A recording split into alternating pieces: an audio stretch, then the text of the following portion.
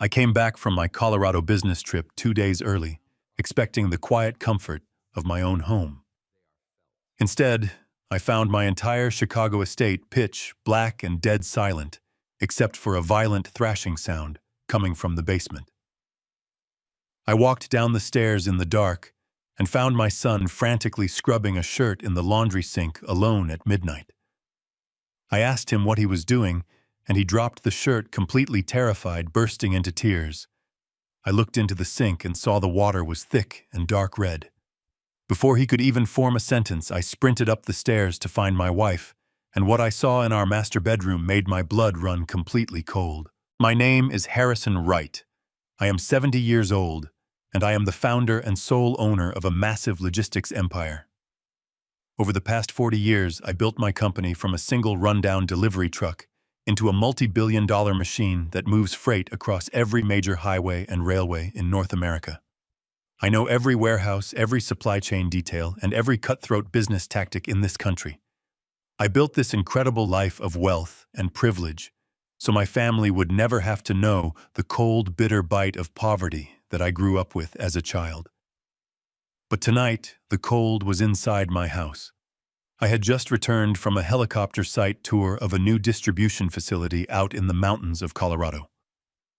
The weather had turned dangerous and unpredictable early in the afternoon, so I made the executive decision to cut the trip short and fly back to Chicago on my private jet. I did not call ahead to let anyone know I was coming. I was exhausted, and I simply wanted to slip into my bed and sleep next to my wife, Cynthia. We have been married for 40 years. I gave her everything she ever desired. I made sure she never had to work a single day in her life. I paid for our son Bradley to attend an exclusive Ivy League university, securing him a Master of Business Administration, so he could eventually take over my role. I groomed him patiently for decades to be my chief financial officer. I trusted them with my entire life and my entire legacy. As my private driver pulled up to the gated entrance of our Chicago estate, the heavy iron doors swung open silently. The sprawling mansion was completely dark. Not a single light was on in the windows. This was incredibly unusual. Cynthia always left the warm porch lights burning when I was away on business trips. I thanked my driver, grabbed my small leather travel bag, and unlocked the heavy mahogany front door with my key. The silence inside the grand foyer was oppressive. It felt heavy and unnatural, as if the house itself was holding its breath. I took off my winter coat, hung it in the closet, and stopped to listen. That was when I heard it. A rhythmic, violent thudding sound echoing up from the lower level. The basement. I left my travel bag by the front door and walked softly toward the basement stairs. The polished, hardwood floors felt incredibly cold beneath my dress shoes. The thudding grew louder and more erratic with every step I took down into the darkness. It was our heavy-duty washing machine. But it was not just running a normal cycle. It was thrashing wildly, as if something incredibly heavy and unbalanced had been thrown inside the drum. I turned the corner, and the harsh, bright fluorescent light of the laundry room blinded me for a second. There, standing hunched over the deep stainless steel utility sink, was Bradley, my 35-year-old son, the man I trusted to inherit my kingdom. I was frantically, violently scrubbing a torn dress shirt under the running faucet. I stood there in the doorway for a long moment, just watching him. His movements were chaotic and completely desperate. This was a man who wore custom-tailored Italian suits every day. A man who paid professional services to detail his luxury cars and dry clean his wardrobe. He had not done a single load of his own laundry in his entire adult life. Yet here he was at midnight scrubbing wet fabric, as if his very life depended on getting it clean. I stepped forward into the harsh light, and I simply asked him, "What are you doing?" Bradley jumped as if a gun had been fired right next to his ear. He spun around and dropped the wet shirt into the sink. The color completely drained from his face, leaving him looking like a corpse. His eyes were wide with a deep, primal terror I had never before seen in another human being. He looked at me as if he was staring at a dead man walking. He opened his mouth and tried to speak, but absolutely no words came out. His chest heaved violently, and he suddenly collapsed to his knees right there on the cold tile floor, hyperventilating and gasping for air. I stepped closer, my paternal instincts fighting hard against the sudden sharp alarm bells ringing loudly in my head. I looked past my trembling son and looked down into the deep utility sink. The water pooling around the drain was not soapy or cloudy. It was thick. It was heavy. It was dark red.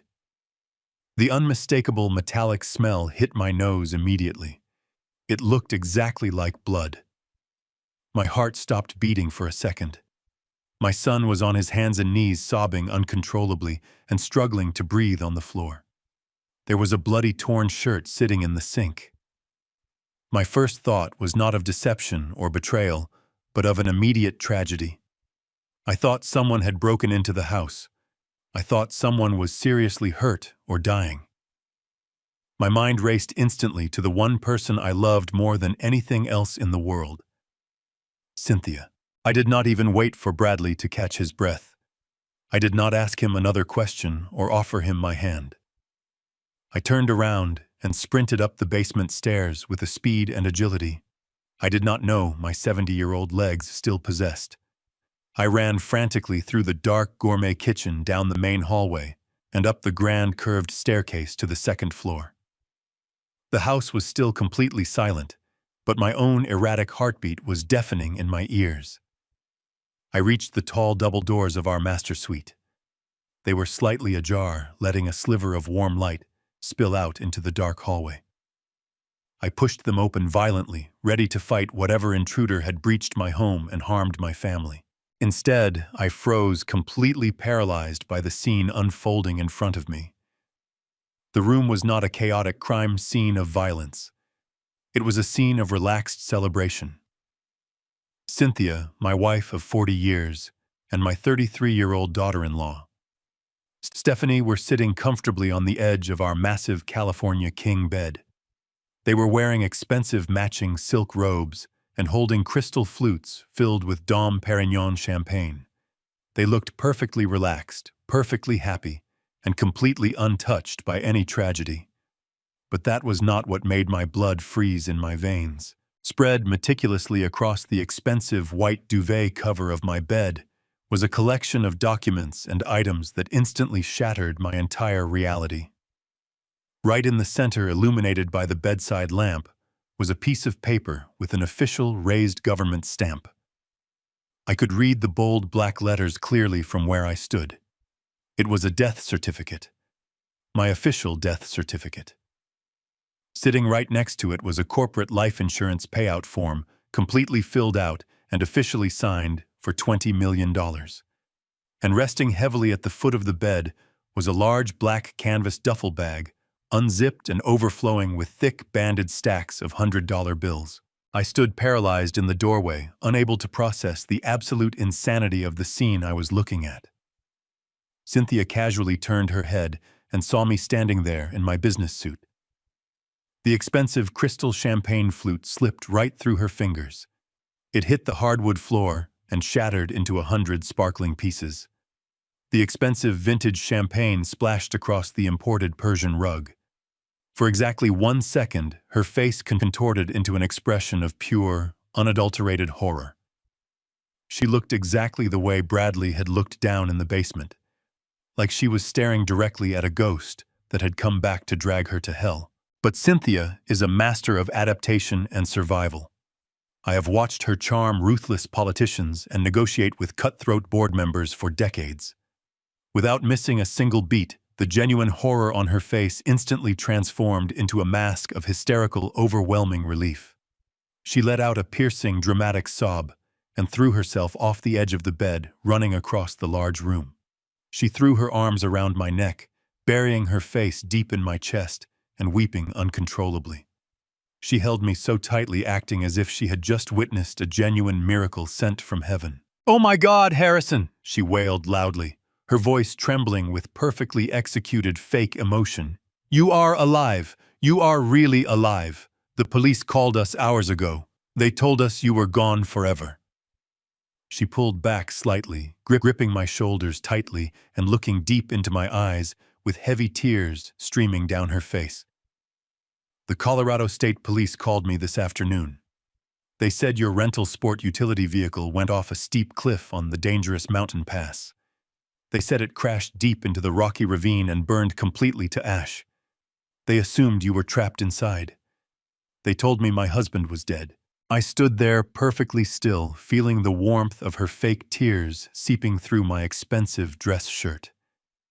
I remembered the 40 years I spent sacrificing everything to build this massive empire. The early mornings leaving before the sun came up, the late nights reviewing endless shipping manifests, the crushing stress that nearly gave me a fatal heart attack in my 50s. All of it was to make sure she was safe, secure, and pampered. And now she was looking me right in the eye, holding me close, and lying to my face with the incredible skill of a seasoned predator. Stephanie smoothly stood up from the bed, setting her champagne glass down gently on the wooden nightstand. She walked over to us, her expression perfectly mirroring Cynthia's fabricated relief and shock. We have been completely out of our minds with grief. Harrison, she chimed in, her voice soft, soothing, and incredibly convincing. The bank called us right after the state police notified Cynthia. They warned us that because of the massive scale of your estate and business holdings, all of your primary assets and accounts would be immediately frozen for a lengthy probate process. We completely panicked. We desperately needed to protect your financial legacy and ensure the company operations could continue without any disruption from the Internal Revenue Service. That cash on the bed is just a massive emergency withdrawal we managed to secure before the corporate accounts were legally locked down by the government. We were just trying to protect the family and the business. I looked over Cynthia's shoulder at the bed, staring at the documents. A certified death certificate does not get officially issued hours after a fiery car crash in a remote mountain state. A corporate life insurance claim for $20 million does not get fully processed, approved, and authorized in the middle of the night. A black duffel bag full of millions in physical cash does not simply get handed over by a smiling bank teller after hours. Every single word coming out of their mouths was a carefully constructed absolute lie designed to cover up a monumental crime. "And what about Bradley?" I asked, keeping my voice incredibly hollow, deliberately sounding like an old man in deep emotional shock. I saw him downstairs in the basement. He looked absolutely terrified. He was frantically washing a dress shirt covered in something that looked exactly like dark red blood. Cynthia did not even flinch at my question. She gently stroked my cheek, wiping away her fake tears with the back of her hand.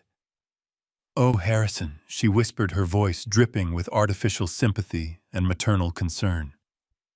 "Our poor sweet boy. When he heard the terrible news about your fiery crash, he completely fell apart. He simply could not handle the overwhelming grief of losing his father. He grabbed his outdoor gear and went hunting on the old limestone reserve yesterday afternoon, trying to clear his head in the woods. He was so distracted and devastated by your death that he messed up dressing the deer he caught and got animal blood all over his expensive clothes. He just got back to the house a little while ago. He is completely traumatized. We all are." I held my weeping wife, wrapping my arms tightly around her, pretending to seek comfort in her familiar embrace. I let my shoulders slump forward. I let my breathing stay shallow and erratic. I played the part of the exhausted, traumatized plane crash survivor perfectly. I nodded slowly, acting as if their ridiculous explanations made perfect sense to my exhausted, grieving mind. I told them I was incredibly overwhelmed by the emotional roller coaster. I told them I just needed a private moment to wash my face, breathe, and ground myself in reality. I slowly disengaged from Cynthia's tight grip and walked heavily into the massive master bathroom, closing the heavy solid wooden door securely behind me. I turned on the cold water in the imported marble sink and splashed it generously over my face. The icy water shocked my system awake. I looked at my own reflection in the large illuminated mirror. I did not see a frail, clueless 70-year-old man ready to be put out to pasture. I saw a hardened veteran who had survived cutthroat corporate wars, ruthless competitors, and impossible economic crashes.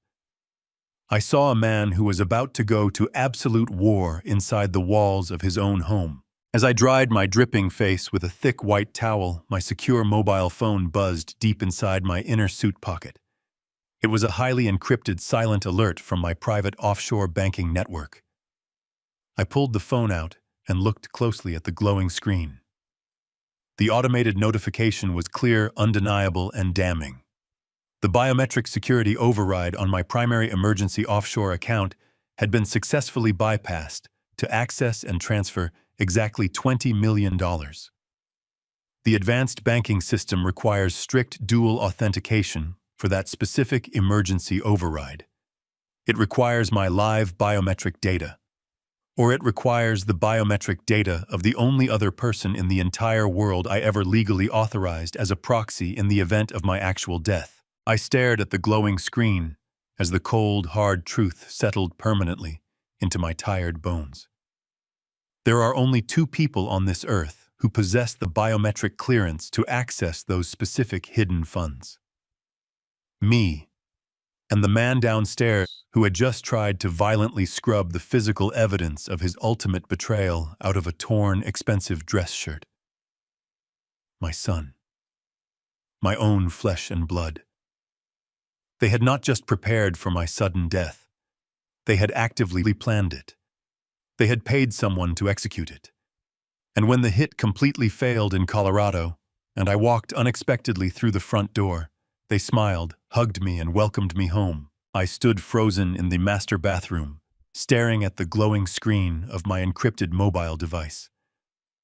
The biometric security override notification was a death sentence delivered in plain text. $20 million had been drained from my offshore emergency fund, and the only other person on the planet with the authorized retinal scan to access it was Bradley, my own son. The boy I had carried on my shoulders, the young man I had groomed to take over a massive logistics empire, had actively conspired to end my life. They had not just prepared for my sudden tragic passing, they had meticulously orchestrated it. The pieces of the puzzle slammed together in my mind with sickening clarity. The failed hit on the mountain pass in Colorado. The carefully prepared death certificate. The sudden emergency withdrawal of millions in physical cash, and the violent midnight laundry session in the basement. They thought I was dead, and when I walked through the front door, they seamlessly transitioned into playing the roles of relieved, grieving family members. My heart pounded furiously against my ribs. I placed both hands firmly on the edge of the cold marble sink and forced myself to take a long, deep breath. I could not let them know that I understood their sinister game. If I confronted them now while I was isolated in my own home, I would be in immediate physical danger. There were 3 of them and only 1 of me. I had to become the greatest actor in the world. I had to play the part of the exhausted, traumatized old man who had narrowly escaped a fiery car crash. I turned the brass faucet and splashed more freezing water onto my face, letting it soak the collar of my ruined dress shirt. I grabbed a thick towel and dried my skin slowly, deliberately, erasing any trace of the absolute rage that was boiling inside my veins. I looked at my reflection one last time, adjusting my posture to appear slightly hunched, slightly defeated. I unlocked the heavy wooden door and stepped back into the master bedroom. Cynthia and Stephanie were still standing near the California king bed. The black duffel bag overflowing with $100 bills was now zipped shut. Cynthia immediately rushed to my side, wrapping her arms around my waist and pressing her face against my chest in another perfect display of fabricated affection. "Oh, Harrison," she whispered softly, her voice trembling with artificial concern. "You look completely drained, my love. You need to rest right now. We can handle all the legal and financial matters tomorrow." I placed a heavy hand on her shoulder and offered a weak, trembling smile. "You are right, Cynthia," I murmured, keeping my voice low and raspy. The shock of the crash. The police reports the flight home. It has all been too much for my old heart to bear. I just want to lie down in my own bed." Stephanie quickly grabbed the heavy canvas bag of cash and the forged documents from the mattress. "I will put these in the secure safe downstairs, Harrison," she said smoothly. "Just rest and be thankful you are home safe with us." I nodded slowly, watching her walk out of the room with the physical evidence of their monumental betrayal. Cynthia helped me remove my suit jacket, acting like the devoted, loving wife she had pretended to be for 4 decades. Every touch made my skin crawl, but I allowed her to undress me and tuck me beneath the thick, warm covers of our expensive bed. She turned off the bedside lamp, plunging the massive room into complete darkness. She slipped under the covers beside me and rested her hand gently on my chest, right over my beating heart. I lay there staring blindly up at the ceiling, forcing my breathing to remain slow and steady. The minutes dragged on like agonizing hours. I listened to the rhythmic sound of her breathing, waiting for her to fall into a deep sleep.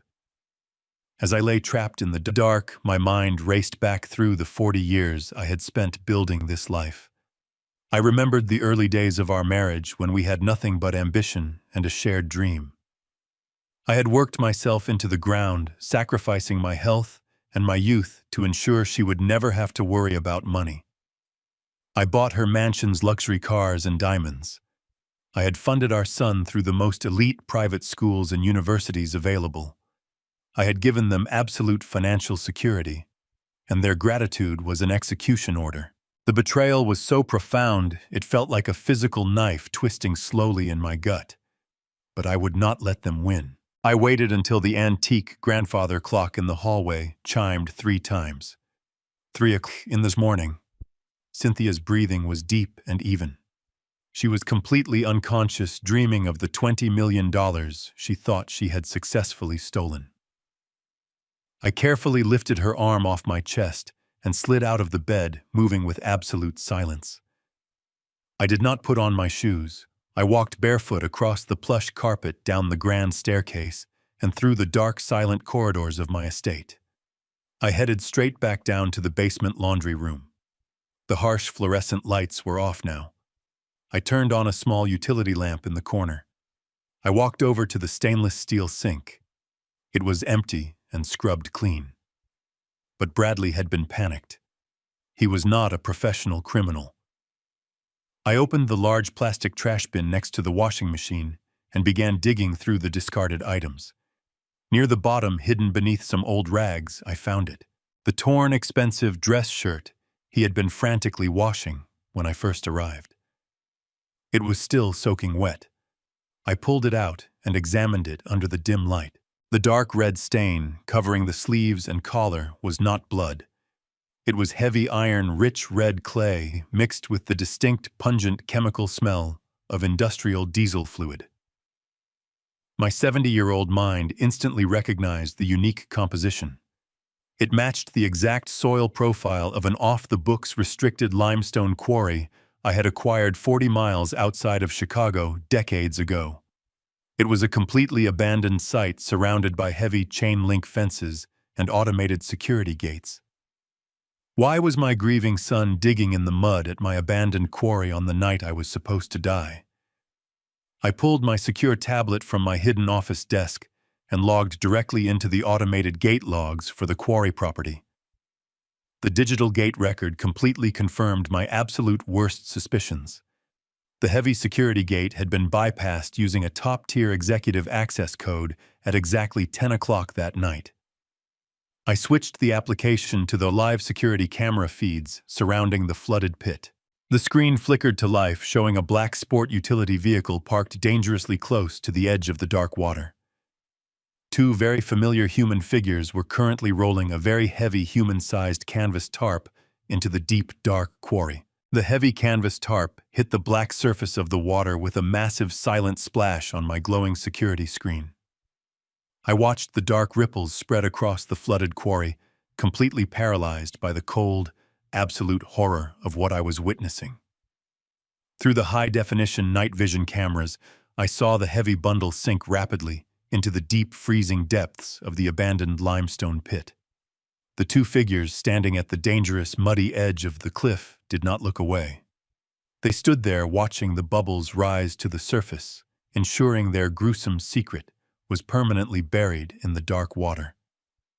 I zoomed the camera feed in closer, my 70-year-old hands trembling violently against the smooth glass of the tablet.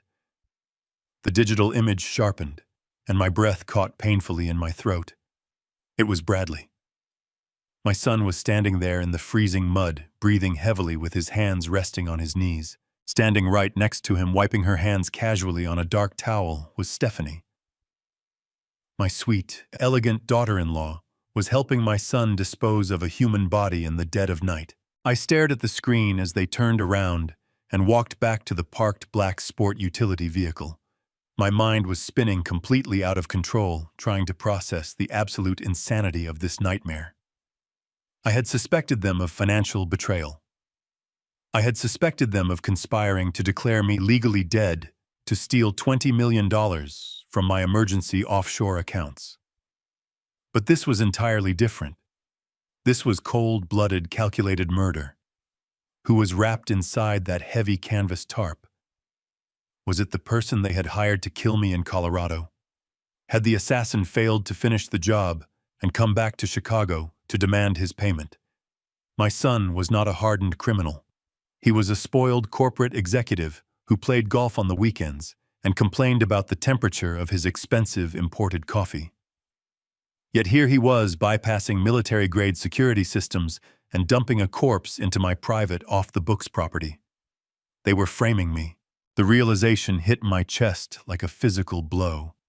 If the authorities ever found that body, it would be on my restricted land. I watched the black vehicle turn around its bright headlights, cutting through the thick fog as they drove away from the quarry edge. I quickly closed the application and erased the local access history on my device, leaving absolutely no digital footprint of my midnight investigation. I stood alone in the harsh artificial light of the basement laundry room, listening to the low hum of the appliances. I looked down at the torn dress shirt resting at the bottom of the plastic trash bin.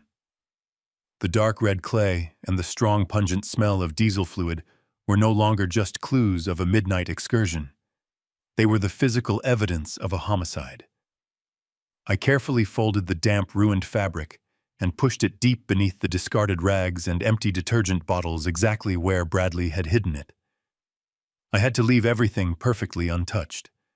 I could not let them know that I had discovered their horrific secret. If they were capable of murdering a man and sinking his body in the middle of the night, they would not hesitate to finish the job. They started with me. I was completely surrounded by predators. I turned off the small utility lamp, plunging the basement back into complete darkness. I walked slowly up the wooden stairs, my bare feet completely silent against the polished floorboards. Every shadow in my massive estate now felt like a hidden threat.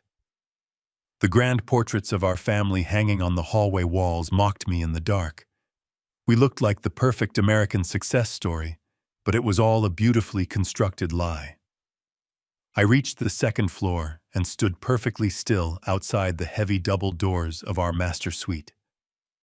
I had to go back inside. I had to lie down in the dark next to the woman who had orchestrated this entire nightmare. I took a long, deep breath, forcing my racing heart to slow down, forcing my facial muscles to relax into the expression of an exhausted, broken old man. I turned the brass handle with extreme caution and slipped quietly back into the massive bedroom. The room was still completely silent. Cynthia was lying exactly where I had left her, breathing in a slow, steady rhythm.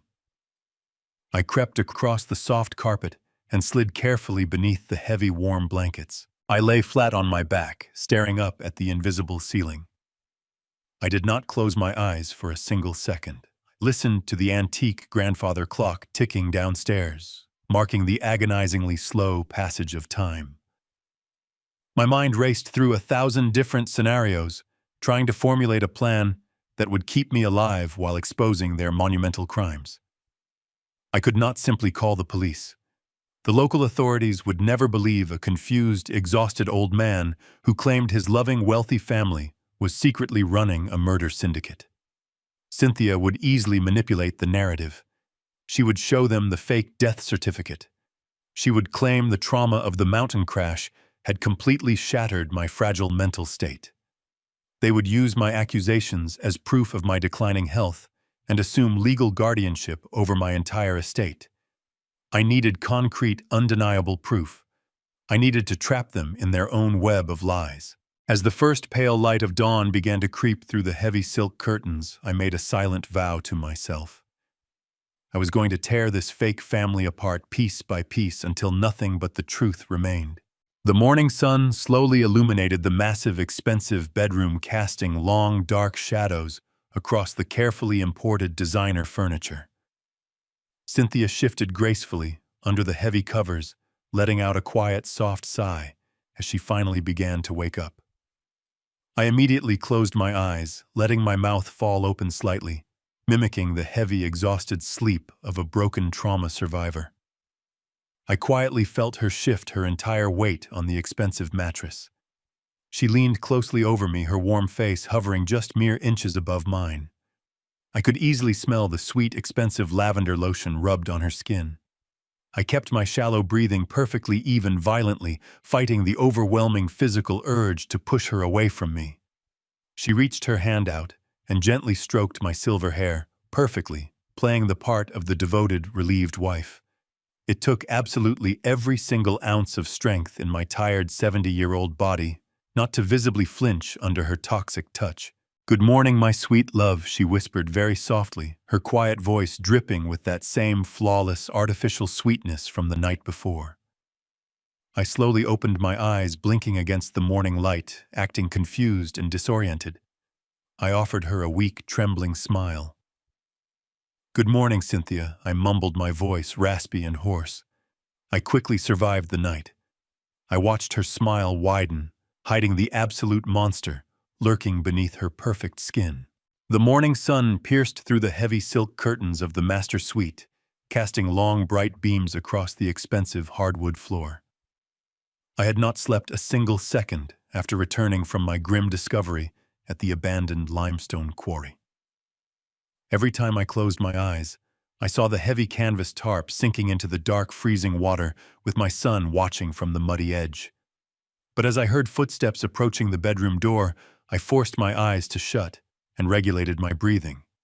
I had to continue playing the part of the exhausted, traumatized plane crash survivor. The heavy wooden door creaked open slowly, and I let out a groggy, convincing groan as I pretended to wake up. It was Stephanie, my beautiful 33-year-old daughter-in-law. She walked into the room carrying a silver tray with a steaming porcelain cup of my favorite chamomile herbal tea and a small crystal dish holding my daily blood pressure medication. She wore a soft yellow sundress and a warm, bright smile that looked absolutely perfect. I sat up slowly, leaning heavily against the plush headboard, letting my hands tremble just a little bit as I reached out to greet her. "Good morning, Harrison," she whispered, placing the silver tray gently on my nightstand. "You need to keep your strength up after such a terrible ordeal." I looked at her perfectly manicured hands and remembered the day she married my son. I had been so happy to welcome her into our family that I bought them a stunning $1.5 million luxury condominium in the heart of the city just as a wedding gift. I wanted her to feel absolutely secure and completely loved. Now she looked at me with sweet eyes hiding the monster underneath. I reached out for the small crystal dish, but my 70-year-old instincts were screaming loudly inside my head. After last night, I knew better than to trust anything they offered me. These people were not my caretakers. They were my executioners, waiting patiently. For the moment, I finally closed my eyes for good. I looked closely at the small blue capsule resting innocently against the smooth glass. It looked exactly like the expensive prescription medication I took every single morning to regulate my heart rate. But the air in the room felt incredibly heavy, and a deep, primal warning resonated in my chest. I needed to secure that pill without raising any suspicion. I took a deep breath and immediately launched into a violent theatrical coughing fit. I hunched forward, clutching my chest and gasping for air as if my lungs were failing. My arm swept wildly across the bedside table, knocking the delicate porcelain cup completely over. The hot chamomile tea spilled everywhere, soaking the duvet cover and splashing onto the floor. "Oh my goodness, Harrison!" Stephanie cried out, jumping back to avoid the burning liquid. She frantically grabbed a thick white towel from the master bathroom and began dabbing at the massive wet stain. "I am so incredibly sorry, Stephanie," I gasped, keeping up the dramatic coughing routine while she was completely distracted. In that brief window of chaotic movement, my fingers moved with lightning speed. I snatched the blue pill from the crystal dish and slipped it deep into the hidden side pocket of my pajama pants. "It is fine, Harrison," she soothed, completely unaware of what I had just done. "I will get the housekeeping staff to change these ruined bed sheets immediately. You just lie back and try to rest your poor heart." An hour later, the house was completely empty. Stephanie and Cynthia had left for their morning spa appointments, acting like wealthy ladies without a single care in the world. I locked the heavy solid oak door of my private home office and turned on the bright desk lamp. My hands were steady now as I retrieved the small blue capsule from my pocket and placed it under a high-powered magnifying glass I used to inspect fine antique coins. To the naked eye, the pill was an absolutely flawless counterfeit. But under intense magnification, I could clearly see a tiny microscopic seam along the plastic casing that did not belong there. The factory seal had been meticulously tampered with. I took a small, sharp steel letter opener and carefully pried the two halves of the blue capsule apart. Instead of the familiar white powder of my legitimate medication, a thick, granular, dark gray substance spilled out onto the polished mahogany desk. I recognized the distinct, bitter chemical smell almost immediately. Back in the early days of building my logistics empire, I had consulted with hazardous materials experts to transport restricted chemical compounds. This was not medication designed to manage my high blood pressure. It was a highly potent, untraceable synthetic cardiac arrest inducer. If I had swallowed this pill with my morning tea, my heart would have violently stopped beating within 15 minutes. The local medical examiner would have written it off as a tragic natural heart attack, brought on by the immense stress of surviving a fiery mountain plane crash. My own family had tried to poison me in my own bed while smiling sweetly and offering words of gentle comfort. A cold, absolute fury washed over me, replacing the lingering sadness with a relentless desire for total destruction. As I swept the deadly toxic powder into a small, sterile glass vial for safekeeping, I suddenly noticed a dark delivery van pulling up to the massive iron security gates of my estate. I walked over to the large bay window and discreetly watched the uniform-clad courier approach the grand front entrance, holding a small, padded shipping envelope. I quickly exited my office and walked briskly down the main staircase, reaching the grand foyer, just as the heavy brass knocker sounded twice. I opened the door, and the young delivery man looked at his digital clipboard. "Package requiring a direct signature for Cynthia Wright," he stated, offering me the glowing electronic screen. "I am her husband." "I will sign for," I replied smoothly, scribbling an illegible mark on the digital pad. He handed me the envelope and walked back to his vehicle, completely unaware that he had just delivered a critical piece of evidence into my hands. I carried the brown package back up to my secure office and sliced it open with the same steel letter opener.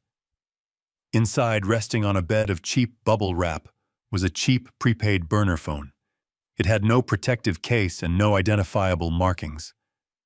I pressed the side power button, and the small digital screen immediately lit up with a harsh, bright glow. There was no security passcode required to unlock the main screen. The device only contained a single unread text message received just moments ago from a completely blocked anonymous phone number.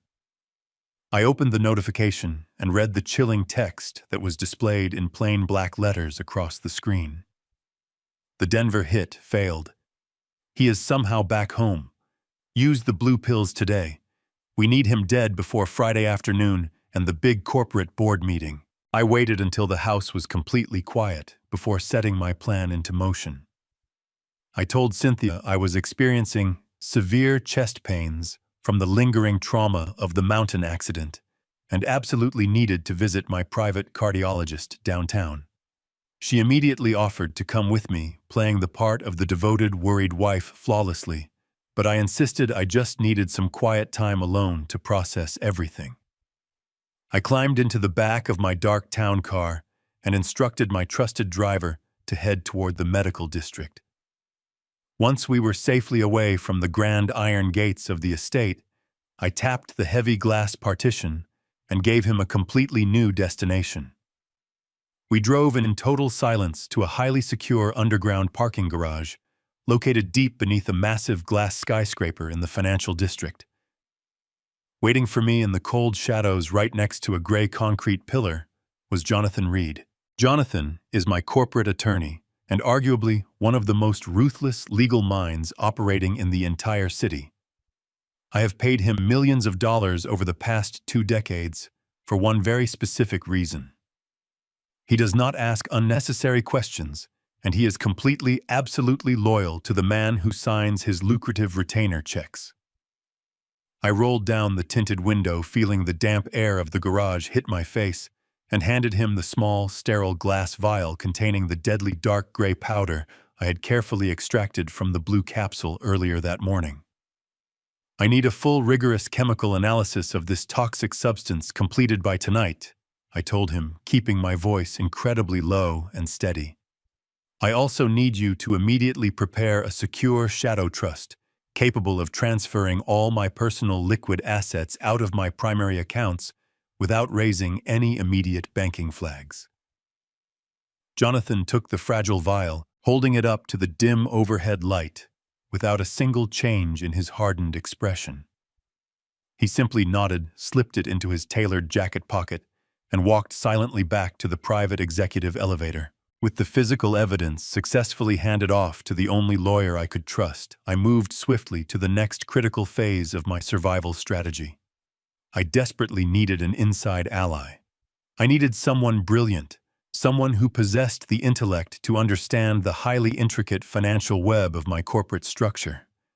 And most importantly, I needed someone who harbored absolutely no blind loyalty or emotional attachment to Cynthia Bradley or Stephanie. There was exactly one person in this entire world who perfectly fit that exact description. My estranged daughter, Natalie. She is 30 years old, and she currently runs a highly successful, cutting-edge architectural firm located across town. I had foolishly sidelined her for years, actively pushing her away from the family business, because I blindly, foolishly favored Bradley as my ultimate successor. I had wrongly convinced myself over the years that she was far too fiercely independent, far too impossibly stubborn to ever fall in line with my strict corporate vision. The bitter, agonizing truth that I was finally forced to accept was that she was exactly, unconditionally like me. She was a builder, a survivor, a fighter, who never backed down from an impossible challenge. I directed my driver to her minimalist modern firm, and I walked straight past the sleek wooden front desk, completely ignoring the confused young receptionist calling out my name. I pushed open the heavy frosted glass door to her private corner office and stepped directly inside. Natalie was standing quietly by a massive illuminated drafting table, meticulously reviewing a complex set of structural blueprints. She slowly looked up and completely froze. She had deliberately not attended the fake morning session happening back at my Chicago estate. She did not actually know that I was supposedly dead, burned to ash in a twisted canyon, or that I was miraculously alive and well. She simply saw her deeply estranged father standing unexpectedly in the center of her private office for the first actual time in nearly 3 long, bitter years. I calmly closed the heavy glass door firmly behind me and engaged the steel lock. I walked slowly over to her side of the room, and I did something I had not genuinely done since she was just a little girl playing in our backyard. I swallowed my pride and I apologized. I looked my brilliant daughter directly in the eyes and told her that I had been an absolute, complete, arrogant fool. I told her I had been willfully blinded by the illusion of a perfect family, and that I had chosen the entirely wrong child to blindly trust with my entire corporate legacy. Natalie did not flinch at my words. She did not shed a single tear or act remotely surprised by my sudden confession. She simply crossed her arms over her tailored blouse and waited patiently for me to finish speaking. Without saying another single word, I reached deep into my suit pocket and placed the cheap plastic prepaid burner phone directly on the center of her pristine, organized desk.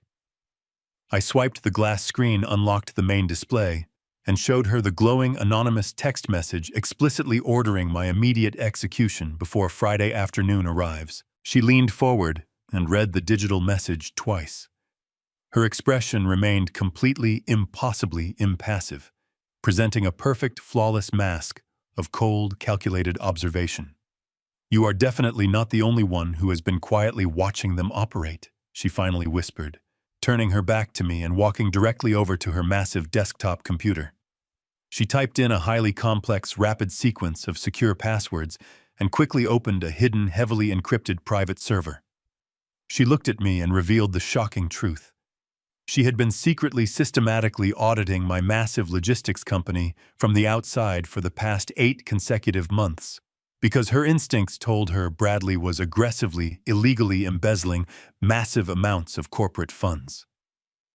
She smoothly turned the large glowing monitor toward me so I could see the undeniable proof. It was a hidden, detailed shadow ledger. Bradley had not just been casually stealing a few $100,000 to fund his lavish luxury lifestyle. He had been systematically, meticulously draining my company's primary liquid operating assets and transferring them directly into a completely untraceable offshore shell corporation. I stared blankly at the bright screen as she expertly pulled up the shell company's actual ownership registration records. The dark corporation receiving all my money was entirely officially owned by Vincent Cross, my absolute worst, most vicious billionaire rival in the entire industry. The very man who had been ruthlessly trying to destroy my logistics empire for 4 decades. But the final damning detail displayed on the bottom of the screen made my old lungs completely stop working.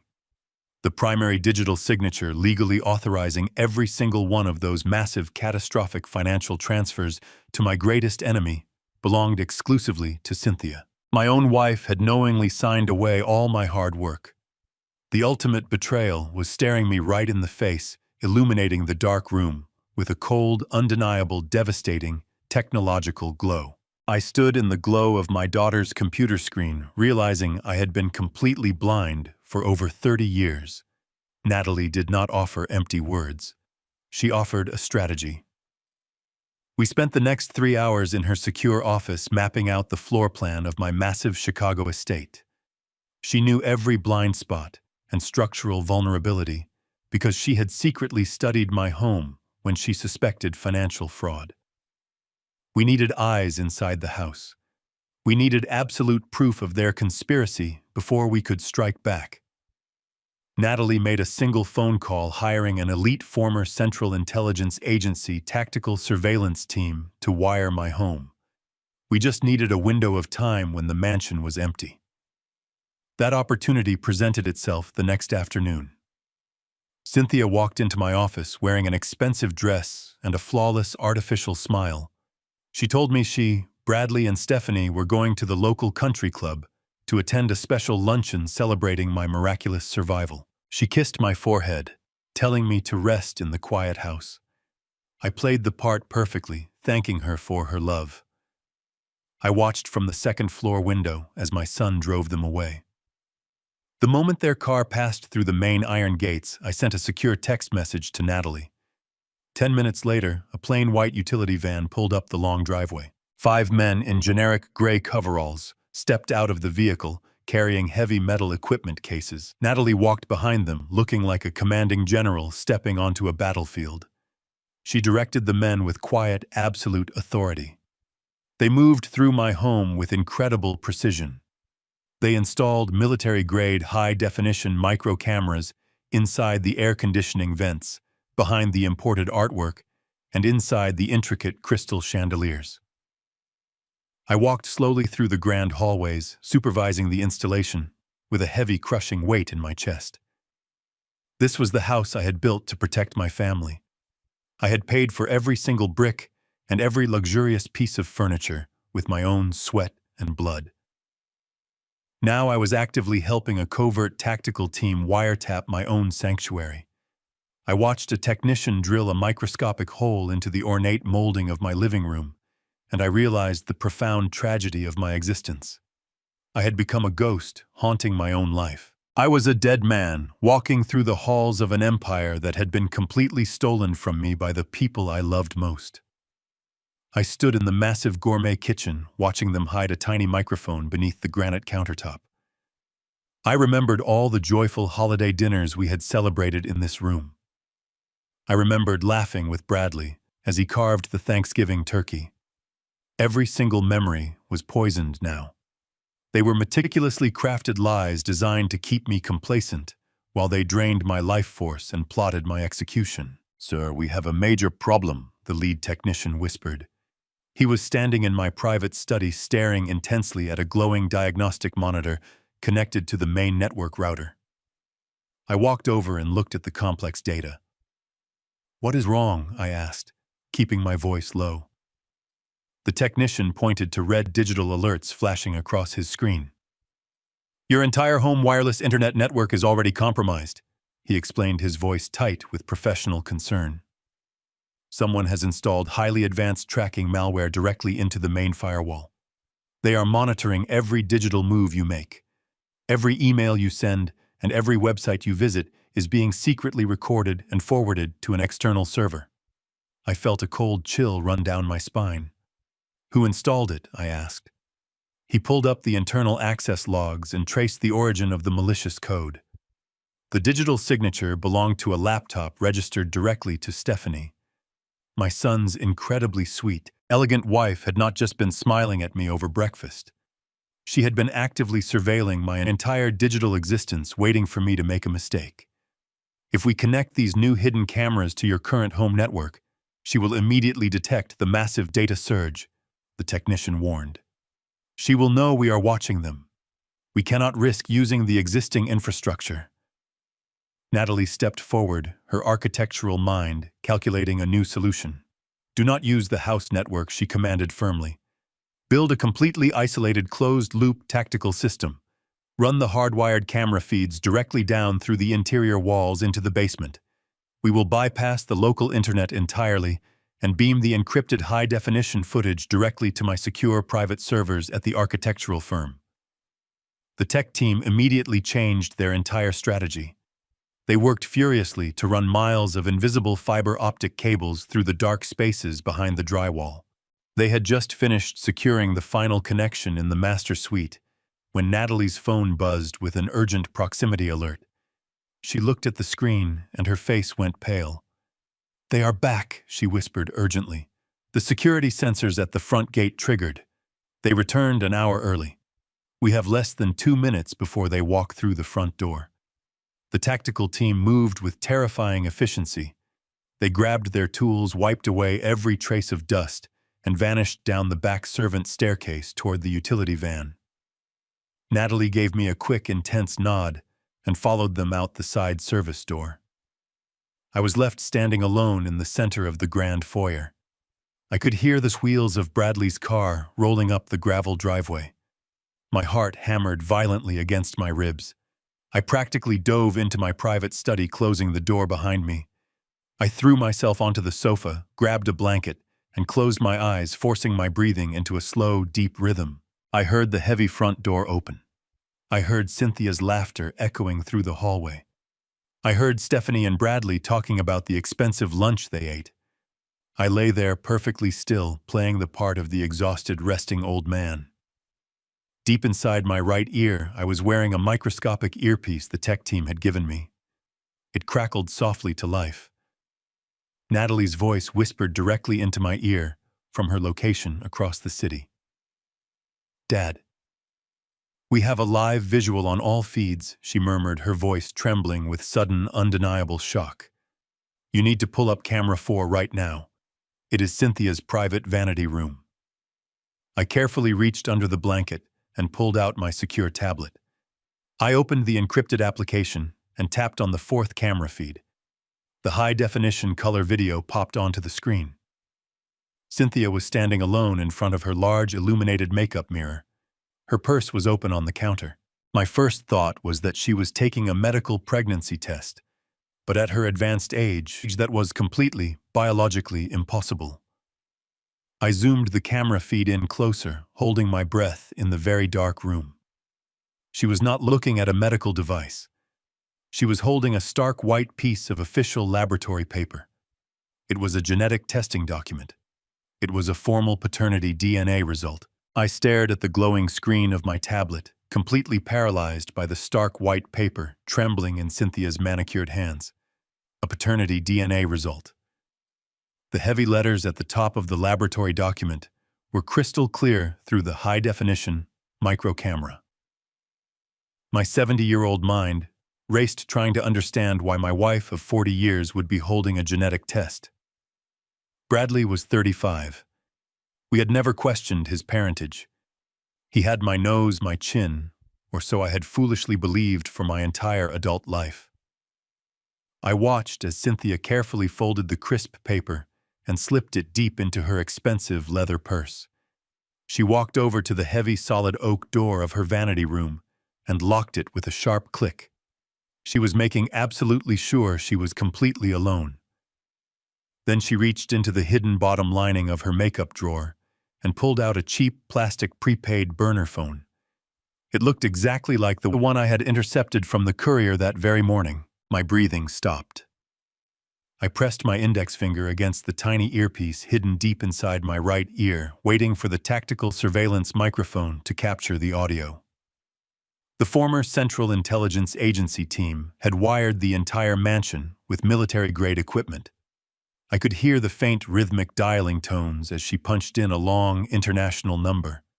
She held the cheap plastic device close to her mouth, looking nervously at the locked door. The secure line connected, and a deep, raspy voice echoed directly into my ear. It was a voice I recognized instantly, a voice that belonged to a man I had fiercely fought in cutthroat corporate boardrooms for over 4 decades. It was Vincent Cross. Vincent Cross was a ruthless billionaire logistics magnate and my absolute worst rival in the entire industry. We had spent our entire careers trying to utterly destroy each other. He was a man devoid of morals, a predator who built his empire on hostile takeovers and broken lives. Hearing his deep, raspy voice echoing inside my own home felt like a physical violation. Cynthia leaned forward, resting her elbows on the expensive marble vanity counter. Her voice dropped to a soft conspiratorial whisper that made my stomach violently turn. "The plan is working perfectly, Vincent," she murmured, her tone dripping with a dark, twisted affection I had not heard from her in years. "Harrison is declining rapidly. The fake mountain crash completely broke his spirit, and the blue pills are finally working. He is weak, exhausted, and completely oblivious. He thinks he just narrowly escaped death." Vincent let out a low, cruel laugh on the other end of the line. "Excellent work, my love," he replied, his voice grating like rough sandpaper. "And the corporate merger documents, are they completely prepared?" Cynthia smiled at her own reflection in the illuminated mirror. "Everything is ready, Vincent," she whispered. "Bradley is ready to sign the final transition papers on Friday afternoon. The moment Harrison formally steps down, our son is finally going to inherit what is rightfully yours. He will hand you the keys to the entire Wright logistics empire on a silver platter." My chest tightened so painfully I thought my heart was literally going to explode. The dark room around me began to violently spin. The expensive leather sofa, the antique wooden bookshelves, the thick Persian rug, everything blurred into a dizzying nightmare. Our son. Cynthia had just called Bradley our son while speaking to my greatest enemy. The devastating, absolute truth slammed into me with the force of a runaway freight train. Bradley was not my biological child. He was the biological son of Vincent Cross. My wife had been secretly sleeping with my worst rival for nearly 40 years. She had gotten pregnant and passed the child off as my own flesh and blood. I had spent 35 years funding, raising, and deeply loving a Trojan horse perfectly designed to destroy me from the inside out. I had paid for his elite private schools. I had funded his expensive Ivy League education. I had groomed him patiently for decades to take over the massive logistics empire I had built with my own sweat and blood. Every baseball game I attended, every proud graduation hug, every single moment of fatherly love I had given him was a carefully orchestrated absolute lie. They had planted a dangerous parasite in my home, and I had willingly fed it my entire life. I gripped the edge of my tablet, my knuckles turning completely white. The massive betrayal was so profound, so impossibly deep, that I could not even produce a single tear. There was no sadness left inside my tired 70-year-old body. There was only a cold, dark, terrifying void. I was a man who had survived everything the brutal corporate world could throw at him, only to be slaughtered by the people sitting at his own dinner table. I forced myself to keep listening to the live audio feed. I needed to know exactly how deep this toxic infection truly went. I needed to know every single detail of their monumental crime before I burned their entire world straight to the ground. Vincent spoke again, his voice hard and highly demanding. "Make sure Bradley does exactly what he is told, Cynthia. He has been acting extremely erratic lately. I do not like erratic behavior when there is $150 million on the line." Cynthia quickly nodded, even though he could not see her. "He is just stressed, Vincent," she soothed. "He will perform perfectly on Friday. You will finally own absolutely everything Harrison ever built." She blew a soft kiss into the receiver and ended the call, hiding the cheap plastic phone back inside her makeup drawer. I sat in the dark study trying to steady my erratic breathing. Just as I thought the horrific revelations were finally over, the heavy oak door to Cynthia's vanity room suddenly rattled. Someone was knocking urgently from the massive master bedroom. Cynthia quickly smoothed her hair and unlocked the heavy door. It was Bradley. He stepped into the room looking pale, completely exhausted, and absolutely terrified. He quickly closed the solid door behind him and locked it again. "Mom, we have a massive immediate problem," he whispered, his voice shaking with raw, primal panic. "The dead body in the flooded quarry is sinking to the bottom exactly like we carefully planned. The heavy canvas tarp and the metal weights are holding it down deep in the freezing mud.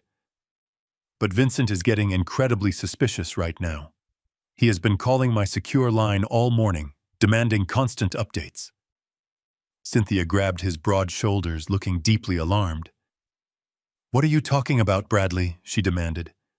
"What is Vincent so incredibly suspicious about?" Bradley swallowed hard, a look of pure, unadulterated terror flashing across his pale face. "He does not know I violently killed his private elite fixer mom," he stammered. "If my real biological father ever finds out I kept all the $3 million assassination money for myself, he will absolutely kill us both." The audio feed cut abruptly, but the panicked echo of Bradley's voice continued to bounce off the walls of my study.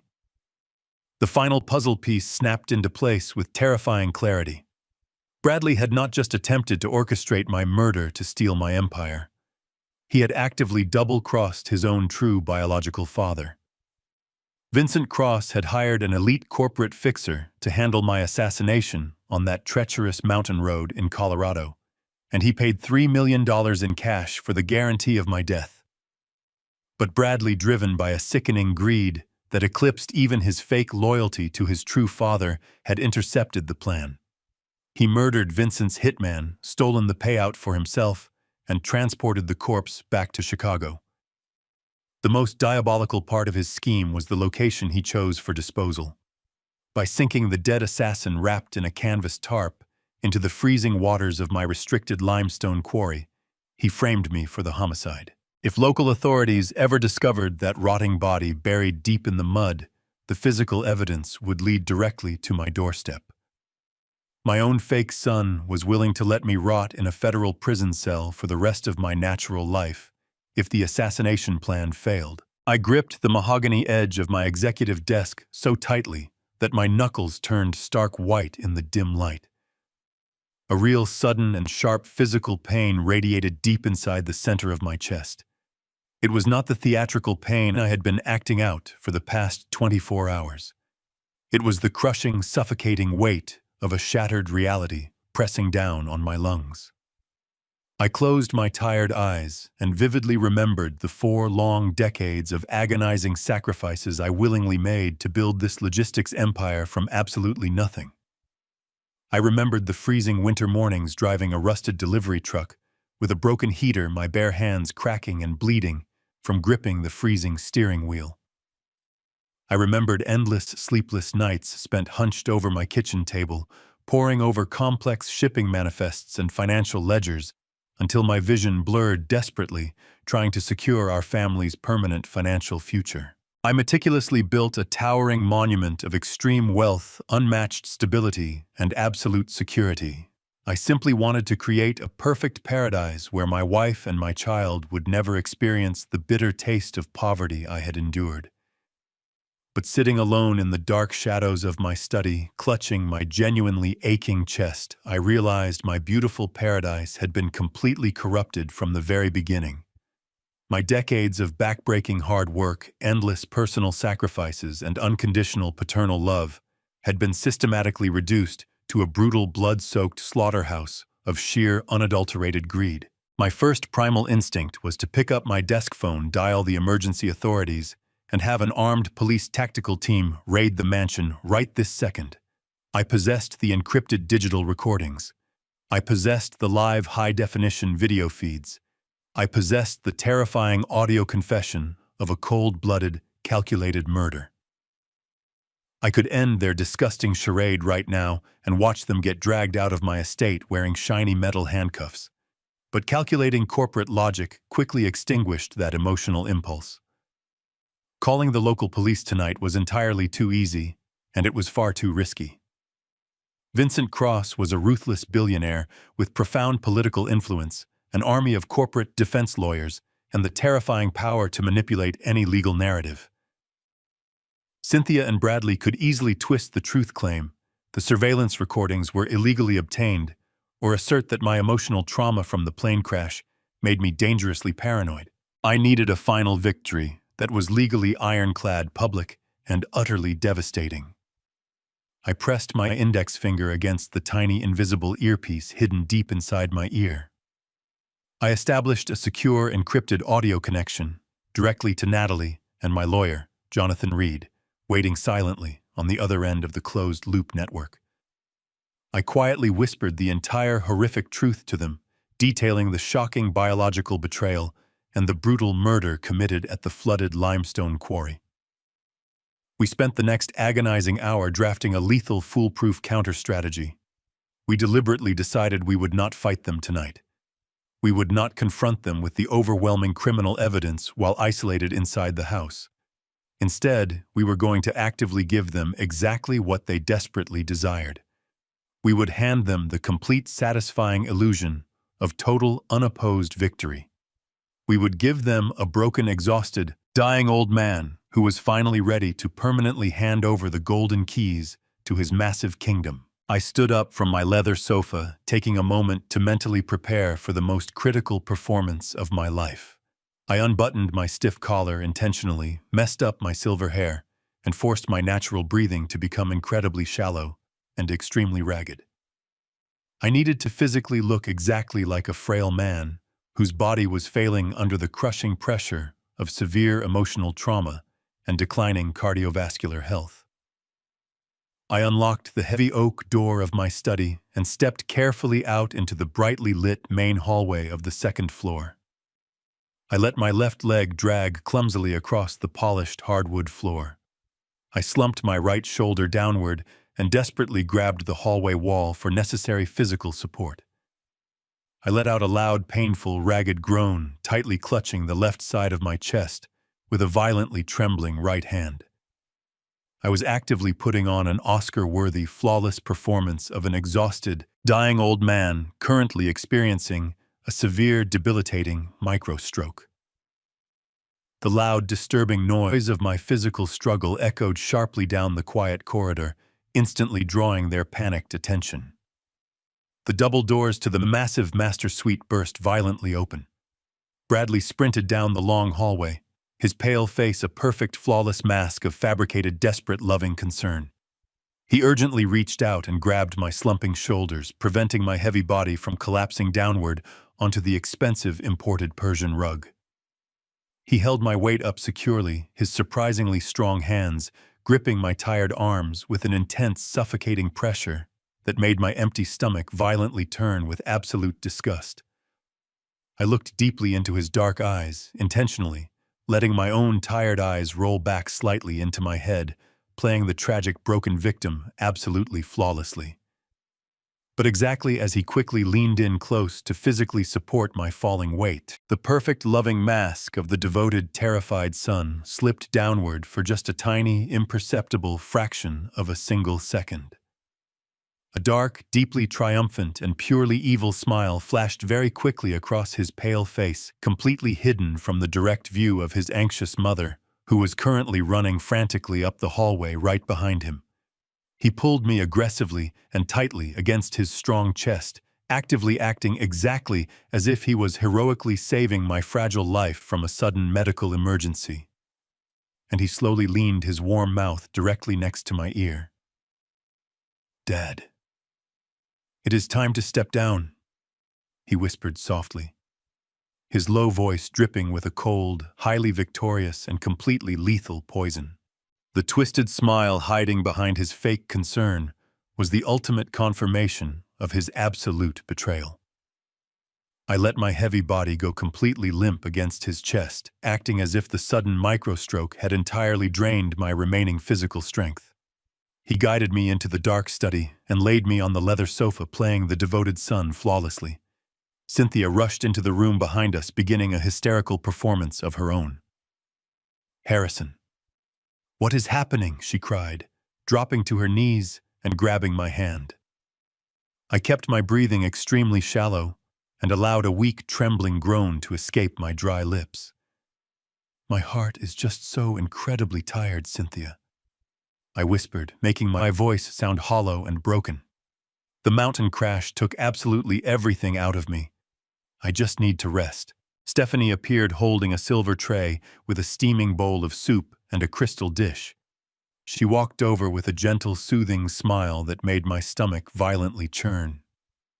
"You need to eat something, Harrison," she murmured softly, placing the tray on the low wooden coffee table. "I made you some warm soup to help you regain your strength. And we need to make sure you take your evening medication so your heart rate completely stabilizes." I knew exactly what was inside that fresh blue capsule, waiting on the crystal dish. It was another dose of the untraceable synthetic cardiac arrest inducer, designed to stop my heart before Friday morning. I slowly, playing the part of the compliant, broken old man perfectly. Stephanie sat on the edge of the sofa and carefully dipped a silver spoon into the hot soup. She brought it to my lips, blowing on it gently. I opened my mouth and let her feed me, but deliberately let a large portion spill onto my ruined shirt. "Oh, I am so sorry, Harrison," she cooed, grabbing a thick white napkin to wipe my face. During that distraction, I quickly spat the soup directly into a hidden coffee mug tucked beside the cushions. I repeated this exhausting charade for 10 long minutes, pretending to swallow, while secretly emptying my mouth whenever she looked away. When the bowl was finally empty, she handed me a glass of water and the deadly blue pill. I placed the capsule on my tongue, took a large gulp of water, and immediately faked a violent coughing fit. I brought my hand up to my mouth, turning my head away from them, and smoothly dropped the toxic pill deep into my shirt pocket. "There you go." Stephanie smiled warmly, completely oblivious to my deception. "You will feel much better very soon." She picked up the empty silver tray and quietly left the dark study, with Cynthia following closely behind her. I was finally left entirely alone with the man who wanted me dead.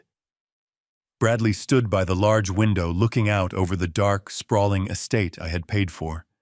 He slowly turned around and walked over to my desk, picking up a thick leather binder he had brought into the room earlier. He brought it over to the sofa and sat down heavily in the armchair facing me. "Dad, we need to have a difficult conversation," he said with fabricated solemnity. "Your health is rapidly declining. You just had a terrifying microstroke right in front of us." I looked at him with watery, tired eyes, letting my hands tremble visibly against the leather cushions. "I know, Bradley," I whispered, my voice deliberately raspy and weak. "I can feel my own body giving up on me. I do not have much time left."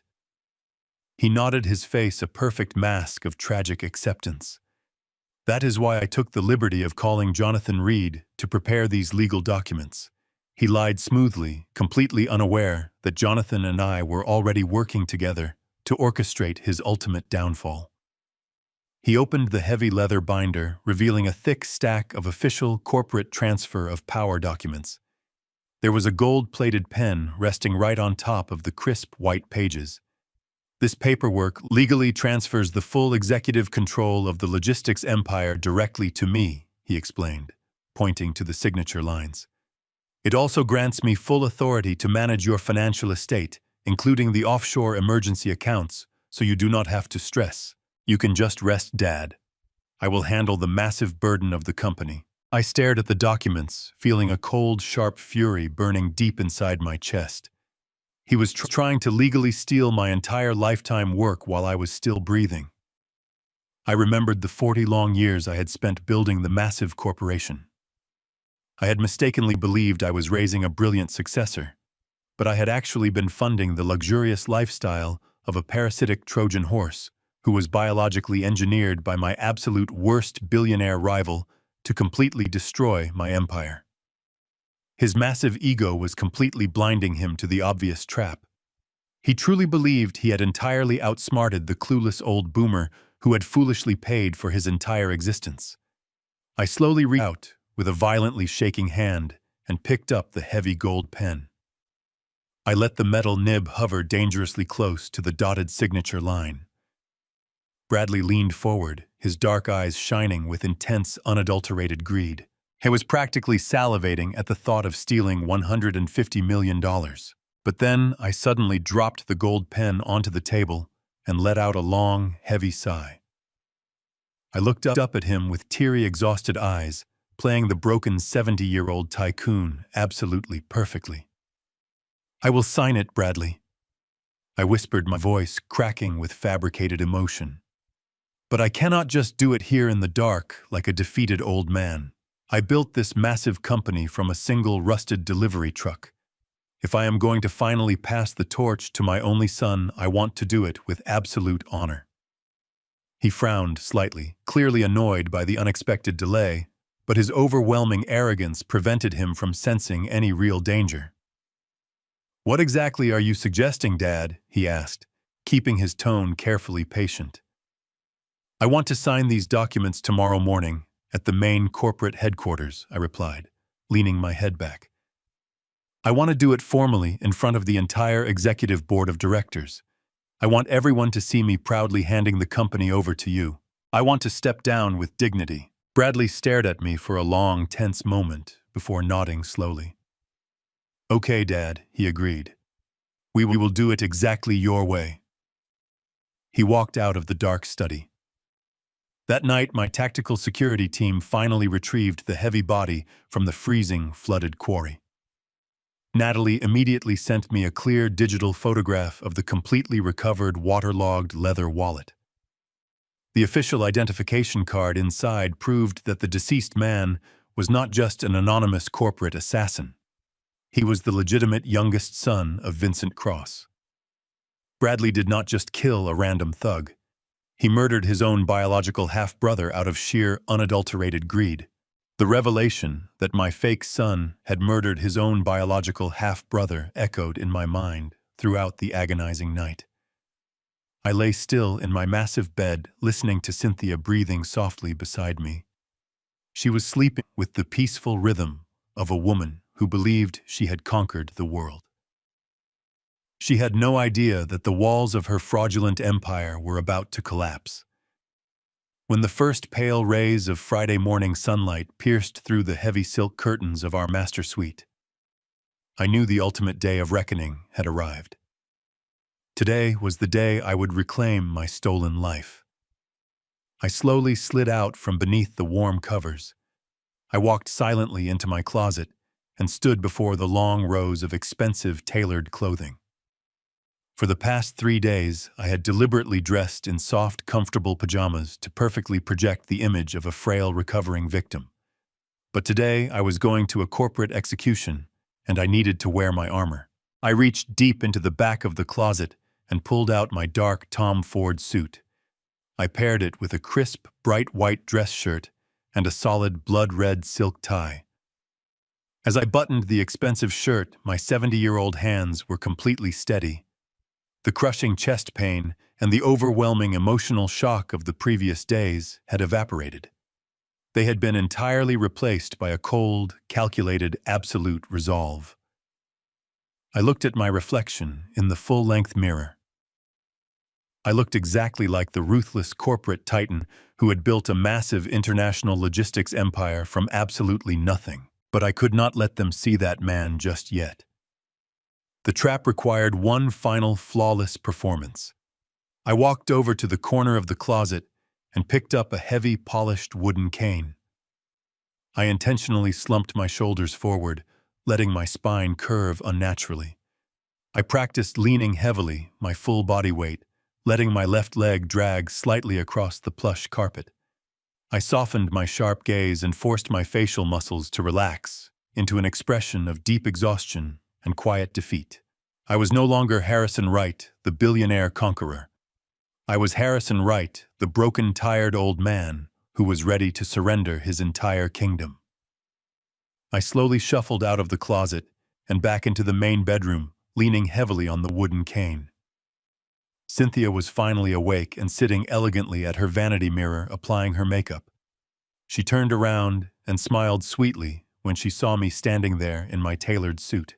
"Oh, Harrison," she murmured softly, her voice dripping with that artificial affection. "You look handsome this morning, my love. But are you entirely sure you possess the physical strength to do this today?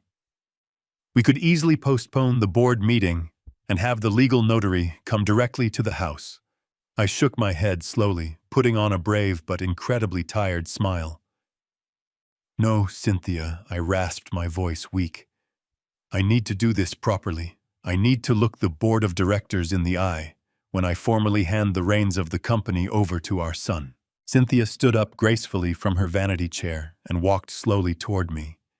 She wore a navy dress that perfectly accentuated her figure.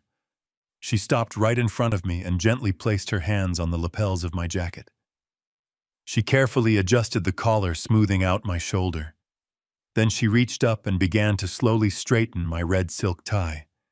Her touch felt exactly like the bite of a snake, but I forced myself to remain still. I looked deeply into her eyes. Those were the same eyes that had looked back at me with fake adoration on our wedding day. I saw the 35 years of absolute deception hiding beneath her skin. I saw the thousands of lies, the stolen millions, the hidden phone calls with my greatest enemy, and the deadly poison she had tried to feed me. She leaned forward and gently kissed my cheek, her perfume filling my nose. "You are doing the right thing, honey," she lied flawlessly, looking right into my eyes with a perfect mask of loving devotion. "You have worked so hard for our family your entire life. It is finally time for you to rest." I held her gaze, feeling the cold, dark fury burning inside my chest. I offered her a weak, trembling smile in return. "I know I am, Cynthia," I whispered softly. "Today, everyone gets exactly what they deserve." She patted my chest affectionately, unaware that she had just sealed her own ultimate fate. We slowly walked down the staircase, with me leaning heavily on the wooden cane and taking each step with fabricated difficulty. Bradley was already waiting for us in the grand foyer, looking sharp and arrogant in a custom suit. He rushed forward, grabbing my arm to help me navigate the final 3 steps, playing the devoted son. "Take your time, Dad," he said smoothly, his dark eyes shining with pure greed. "The entire board is ready and waiting for you." My private driver was waiting outside with the engine running on the luxury town car. Bradley practically carried me into the back seat, treating me like a fragile piece of glass. Cynthia slid in right beside me and Bradley took the front passenger seat. The heavy doors closed, shutting out the cool morning air. The long drive toward the downtown financial district was an exercise in psychological torture. The car was silent, except for the low hum of the engine and the classical music playing softly through the speakers. I sat trapped in the back seat, sandwiched between the 2 people who had orchestrated my murder. I watched the city of Chicago roll past the tinted windows.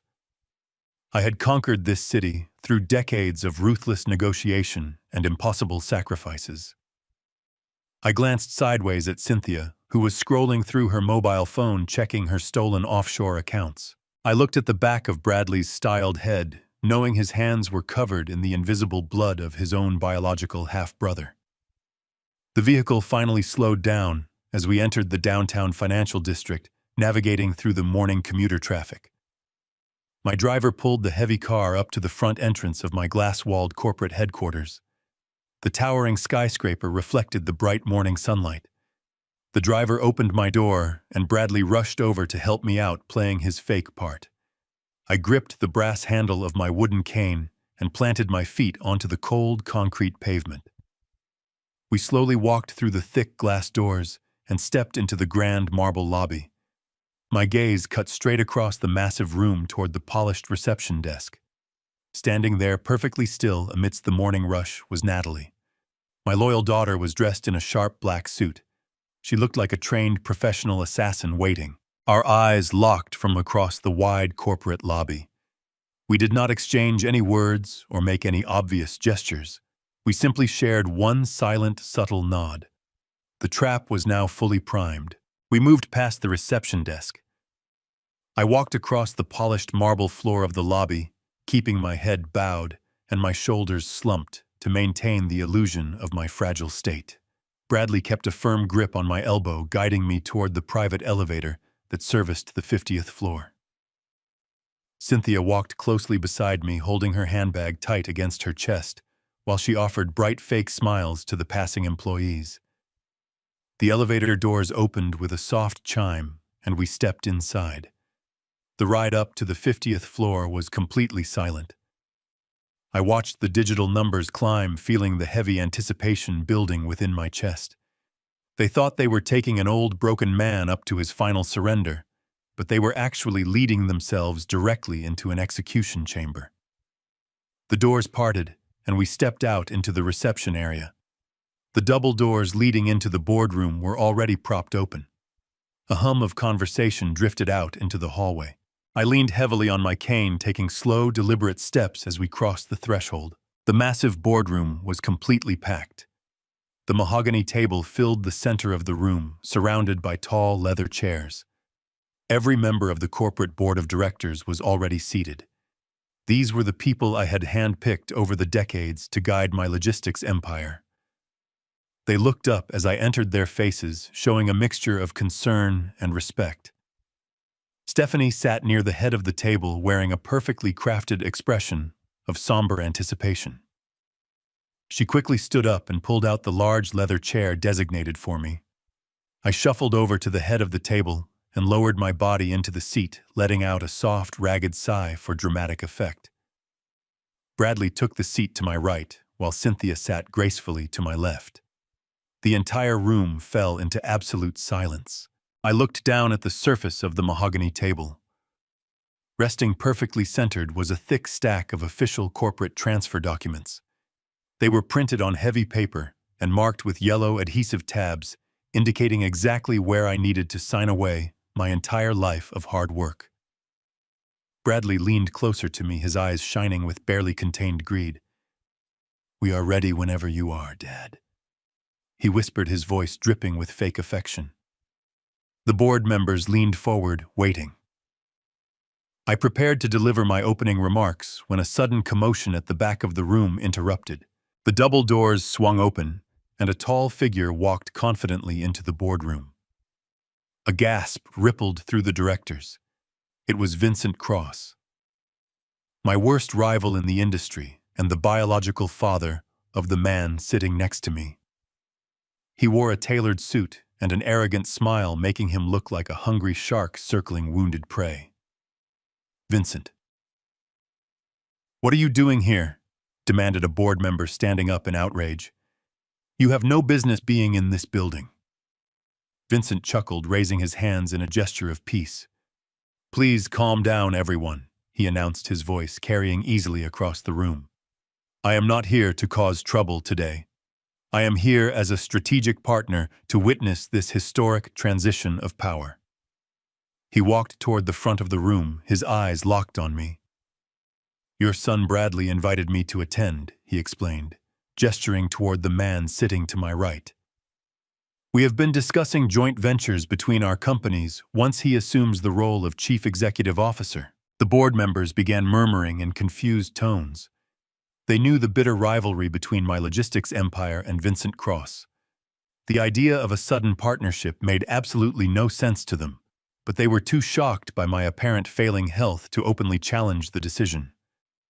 I looked directly at Vincent, watching his smug face as he took an empty seat near the corner of the room.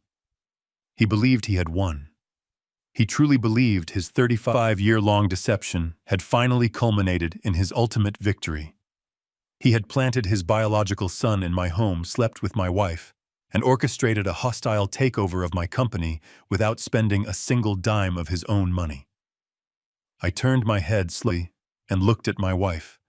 Cynthia was staring down at her manicured hands, a faint, triumphant smile playing on her lips. She had played the long game perfectly, and now she was moments away from claiming her massive reward. Bradley reached into his tailored suit jacket and pulled out a heavy gold-plated pen. He gently placed it on the table right next to the transfer documents. "It is time, Dad," he urged softly, his voice completely devoid of any real empathy.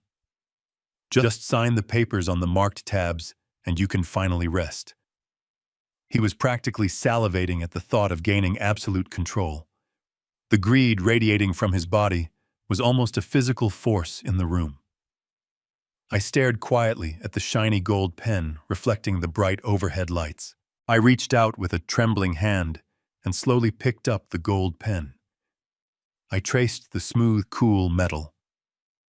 I looked down at the white transfer document, reading the bold black letters, declaring my permanent resignation. The room was so quiet I could hear the ticking of a watch. Every eye in the room was focused on my hands, waiting for the ink to touch the paper. I held the pen hovering just a fraction of an inch above the signature line. I let the silence stretch out for 10 agonizing seconds. Then I stopped trembling. My hand became perfectly rock-solid steady. I placed the gold pen back down onto the table with a sharp, decisive click. I did not sign a single letter. Instead, I slowly placed my hands flat on the polished wood and pushed myself up from the leather chair. I did not struggle. I did not lean on my wooden cane for support. I stood up completely straight, pulling my shoulders back and lifting my chin high. The stooped, broken posture of the dying old man vanished entirely, replaced by the commanding, dominant presence of the conqueror who built this empire from scratch. A wave of absolute shock washed over the faces of the board members. Bradley stared up at me, his jaw dropping open in sudden, terrifying confusion. Cynthia shrank back into her chair, her fake smile instantly evaporating into a mask of pure, unadulterated horror. Even Vincent Cross lost his smug expression, gripping the armrests of his chair tightly. I reached down, picked up the wooden cane, and tossed it onto the center of the table, where it clattered against the wood. Then I reached deep into the side pocket of my tailored suit jacket and pulled out a small black electronic remote control. I held it up for everyone to see and pressed the single red button in the center. A loud, sharp clack echoed through the massive room, followed by the heavy, engaging thud of military-grade magnetic locks sealing the doors shut. The trap was sprung and no one was leaving. The heavy metallic clack of the magnetic locks engaging echoed through the massive glass-walled boardroom, like the final strike of a judge's gavel. For a fraction of a second, the room remained completely submerged in an eerie, suffocating silence. The 50 senior directors sitting around the long, polished mahogany table simply stared at the heavy wooden double doors, trying to process the sudden, undeniable finality of that sound. I stood perfectly straight at the head of the table, feeling the lingering illusion of the frail, dying 70-year-old man completely melt away from my bones. The physical act of standing tall after days of deliberately slouching and dragging my feet sent a rush of pure, unadulterated adrenaline straight through my veins.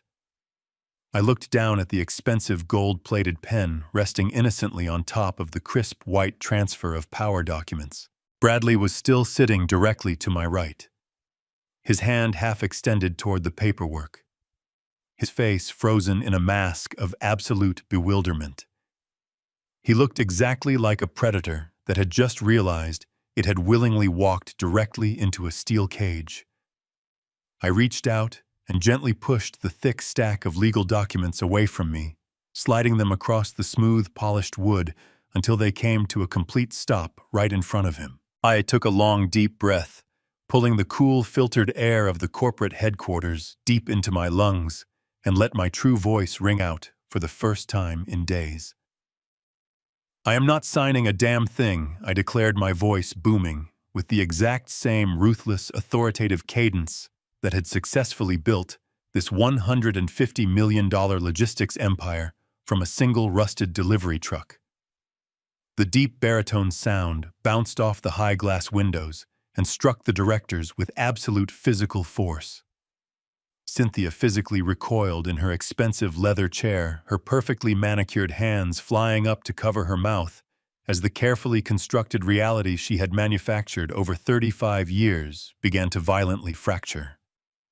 Vincent Cross, the ruthless billionaire who had confidently strolled into the room moments ago, expecting a glorious coronation, suddenly gripped the armrests of his chair so tightly his knuckles turned completely white. The arrogant, smug shark-like smile that had previously decorated his face evaporated in an instant, replaced by a dark, heavy cloud of paranoid uncertainty. They had all come to this prestigious room to eagerly feast on the remains of a broken, defeated old titan. Instead, they were now locked inside a highly secured vault, with a man who was fully prepared to burn their entire fraudulent world straight down to the absolute ground. Bradley desperately scrambled to save the crumbling narrative.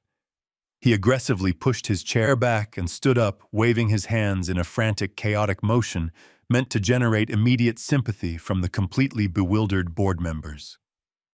"He needs medical attention right now," Bradley shouted, his voice cracking with a perfectly executed tone of terrified filial concern.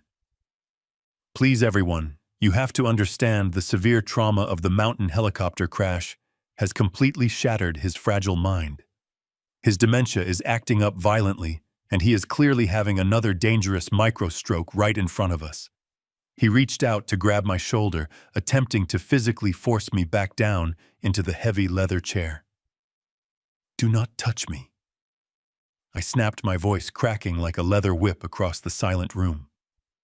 He instantly froze, his hand hovering just inches from my tailored suit jacket.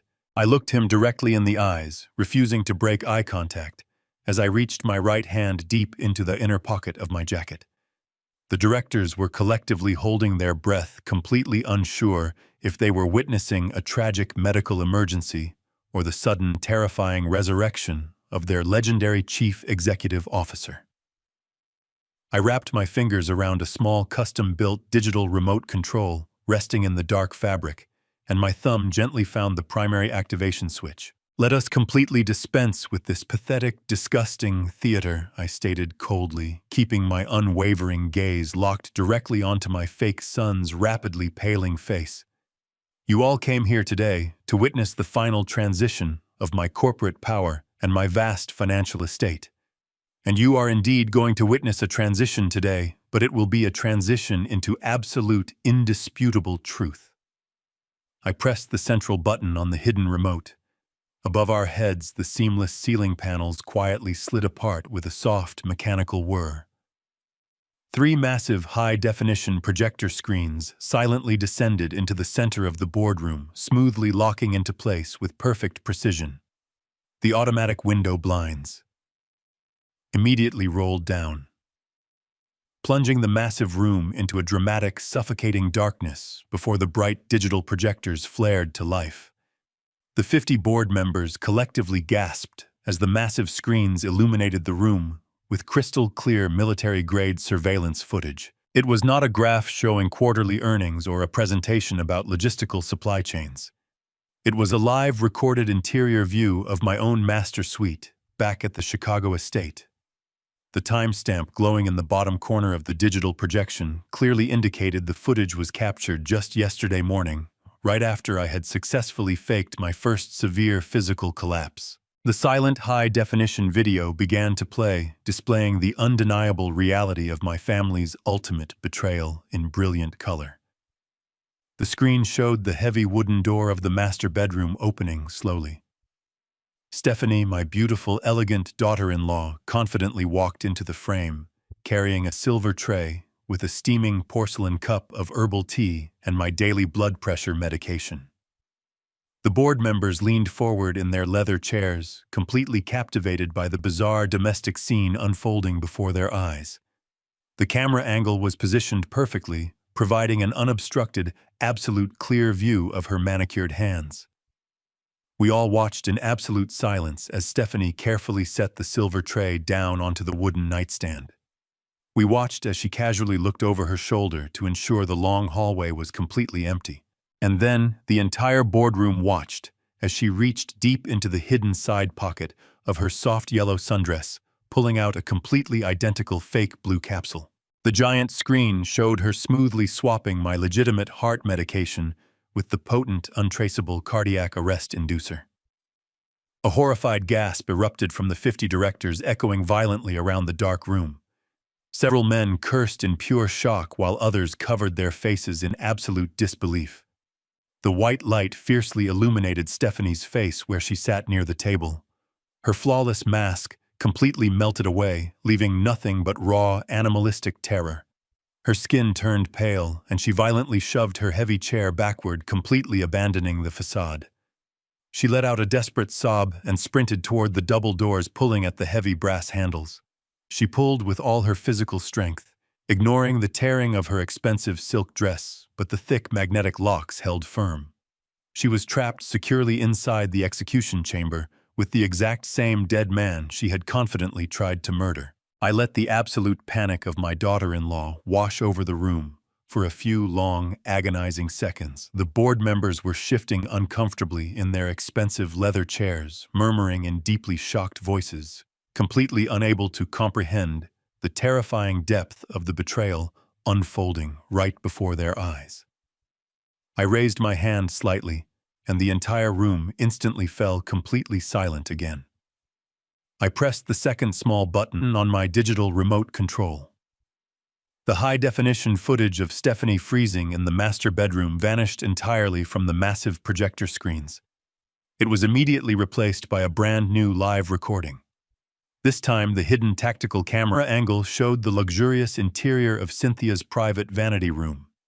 The 50 board members watched in absolute silence as my wife of 40 long years stood alone in front of her brightly illuminated makeup mirror. She was holding a crisp, white piece of official laboratory paper in her perfectly manicured hands. I deliberately zoomed the digital image in, much closer, projecting the document across the entire massive wall, so every single person sitting in the dark boardroom could easily read the bold black letters printed clearly at the very top. It was a formal genetic paternity test. A collective loud gasp echoed sharply through the dark room as the senior directors read the shocking, undeniable results of the complex genetic analysis. Cynthia let out a strangled, terrified cry from her seat at my left side. She violently threw her shaking hands over her pale face, shaking her head rapidly as if she could somehow magically deny the undeniable physical evidence proudly projected in front of all her professional peers. but I was absolutely not finished dismantling her fake life. I tapped another small button on the black remote. The crisp, clear audio from the hidden military-grade tactical microphone instantly filled the silent corporate boardroom. My wife's own voice echoed loudly through the high-quality surround sound speakers, dripping with a dark, twisted affection I had never once heard her use during our entire marriage. "The plan is working perfectly, Vincent," her recorded voice murmured softly into a cheap, prepaid burner phone. "Harrison is declining rapidly. The fake mountain crash completely broke his spirit, and the blue pills are finally working. He thinks he just narrowly escaped death." Every single senior director in the massive room turned their heads simultaneously to look directly at Vincent Cross. The arrogant, smug, shark-like smile that had previously decorated his confident face since the moment he walked through the heavy double doors had completely vanished without a single trace. He was sitting completely rigid in his expensive leather chair, his dark eyes wide with sudden primal fear. The recording continued to play loudly, ruthlessly, exposing every single miserable layer of their monumental 35-year deception to the entire business world. "Everything is ready." Vincent Cynthia's voice whispered softly through the overhead speakers. "Bradley is ready to sign the final transition papers on Friday afternoon. The moment Harrison formally steps down, our son is finally going to inherit what is rightfully yours. He will hand you the keys to the entire Wright Logistics empire on a beautiful silver platter." I stopped the audio playback with a sharp click, letting the heavy, suffocating silence return fully to the massive glass-walled room. I turned my head very slowly and locked my tired eyes directly onto Vincent Cross.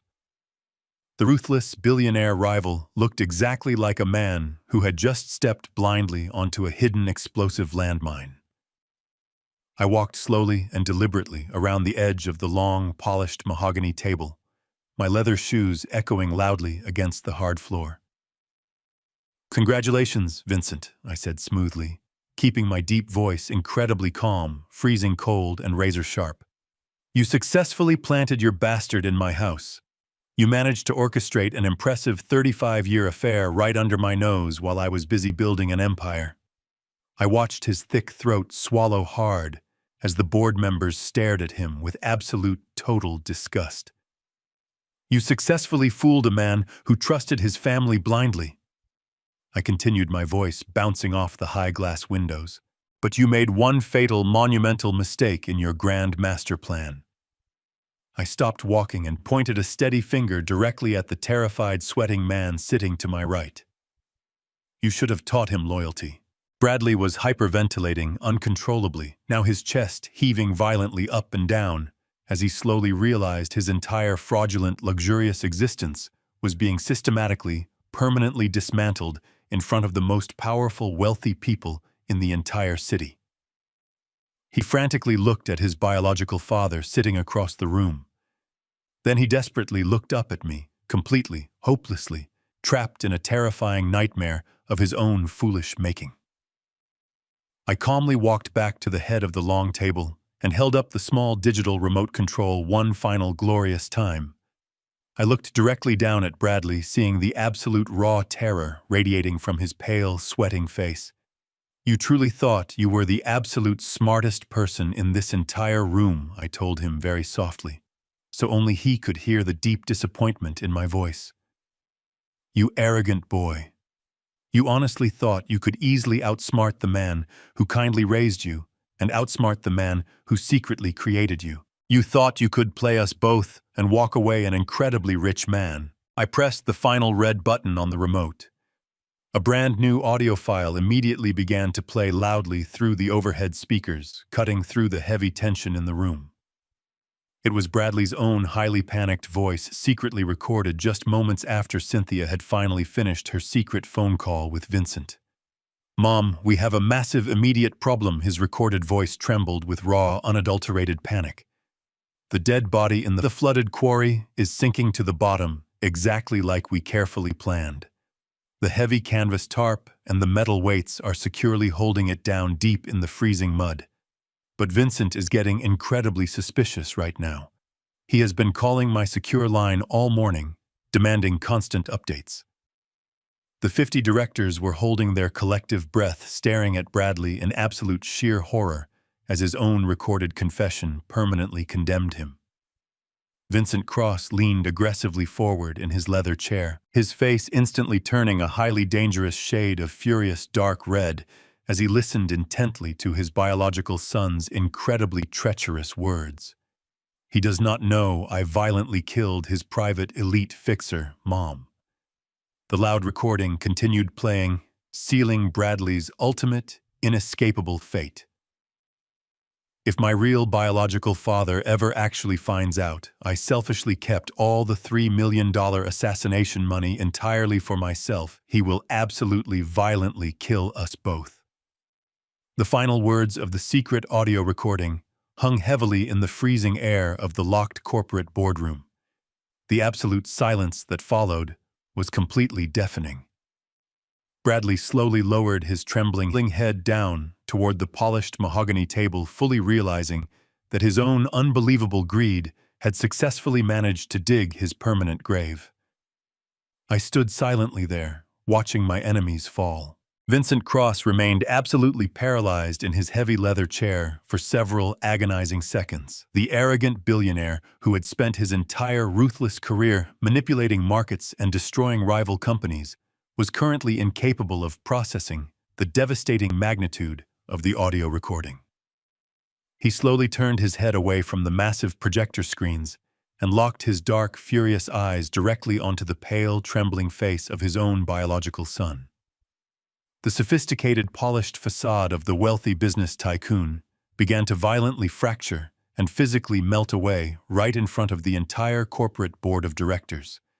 The deep, healthy color completely drained from his thick neck and face, leaving behind a terrifying shade of sickly gray. His broad shoulders began to heave up and down with rapid, shallow breaths as his mind desperately tried to reject the horrifying truth. But the undeniable reality was already sinking deep into his bones. The elite private fixer he had personally hired to execute my assassination in the snowy mountains of Colorado was not just a random, disposable mercenary. He was a trusted member of his own family. Vincent slowly placed both of his large, trembling hands flat against the polished surface of the mahogany table and pushed his heavy body upward. He stood completely upright, his massive frame casting a long, dark shadow across the crisp, white legal documents scattered carelessly across the wood. Bradley physically shrank back into his expensive chair, desperately trying to put as much physical distance as possible between himself and the towering, furious man standing just a few feet away. The silence in the massive glass-walled room was so incredibly thick and oppressive that the faint mechanical humming of the high-definition projectors sounded like a roaring jet engine. Vincent opened his mouth, but the words seemed to physically choke him before they could escape his throat. His face contorted into a terrifying mask of pure, unadulterated horror and raw animalistic grief. When he finally managed to force the sound out of his chest, his raspy voice was entirely devoid of its usual sophisticated corporate polish. It was a low, terrifying, guttural snarl that echoed violently against the high ceiling. "The private fixer you violently killed in cold blood," he whispered, his voice shaking with a devastating combination of sorrow and absolute murderous rage. "That young man was not just an anonymous hired gun, you stupid, greedy fool. That young man was my legitimate youngest son." The crushing weight of that shocking revelation slammed into Bradley with the destructive physical force of a runaway freight train. His dark eyes widened to an impossible size and his jaw dropped completely open in absolute stunned disbelief. He had foolishly believed he was simply eliminating a random, dangerous criminal to secure a massive financial payout for himself. He had absolutely no idea he had brutally murdered his own biological half-brother and dumped his heavy, lifeless body into the freezing mud of an abandoned limestone quarry. Before Bradley could even attempt to formulate a pathetic excuse or beg for any kind of mercy, the fragile tension in the room violently snapped. The sophisticated, wealthy villains instantly turned on each other with the terrifying ferocity of starving rabid dogs. Vincent let out a deafening roar of pure, agonizing grief and lunged aggressively across the wide mahogany table. His expensive, tailored suit jacket ripped loudly at the broad seams as he violently threw his entire massive body weight forward, completely ignoring the heavy crystal water pitchers and thick leather binders that shattered and scattered across the room. He reached across the polished wood with his large, powerful hands extended like lethal claws. Vincent successfully grabbed Bradley directly by the throat with terrifying speed and devastating accuracy. His thick, strong fingers immediately locked around his biological son's pale neck with a crushing, suffocating grip that instantly cut off his desperate airflow. Bradley let out a terrible choked gasp and violently thrashed backward, causing his heavy leather chair to tip over completely. Both men crashed violently onto the expensive imported carpet in a chaotic, tangled mess of flailing limbs and tearing fabric. The refined corporate boardroom instantly transformed into a brutal, bloody gladiatorial arena. Cynthia leaped out of her seat with a piercing, hysterical scream that shattered the remaining silence. She desperately threw herself toward the two struggling men, frantically pulling at Vincent's broad shoulders in a pathetic, useless attempt to save the very son she had secretly conspired with for decades. "Please, Vincent, stop!" she wailed loudly, her perfectly styled hair falling wildly across her face as her sharp, manicured nails dug uselessly into his thick suit jacket. "You are going to kill him. Please let him go." But the grieving billionaire completely ignored her desperate pleas, consumed entirely by a blinding red haze of ultimate revenge. Stephanie, my previously composed and elegant daughter-in-law, scrambled backward on her hands and knees until her back hit the solid glass wall of the locked room. She curled her trembling body into a tight, defensive ball, desperately cowering in the dark corner, with her hands securely covering her ears. She was openly sobbing now, completely paralyzed by the sheer violence erupting just a few feet away from her ruined silk dress.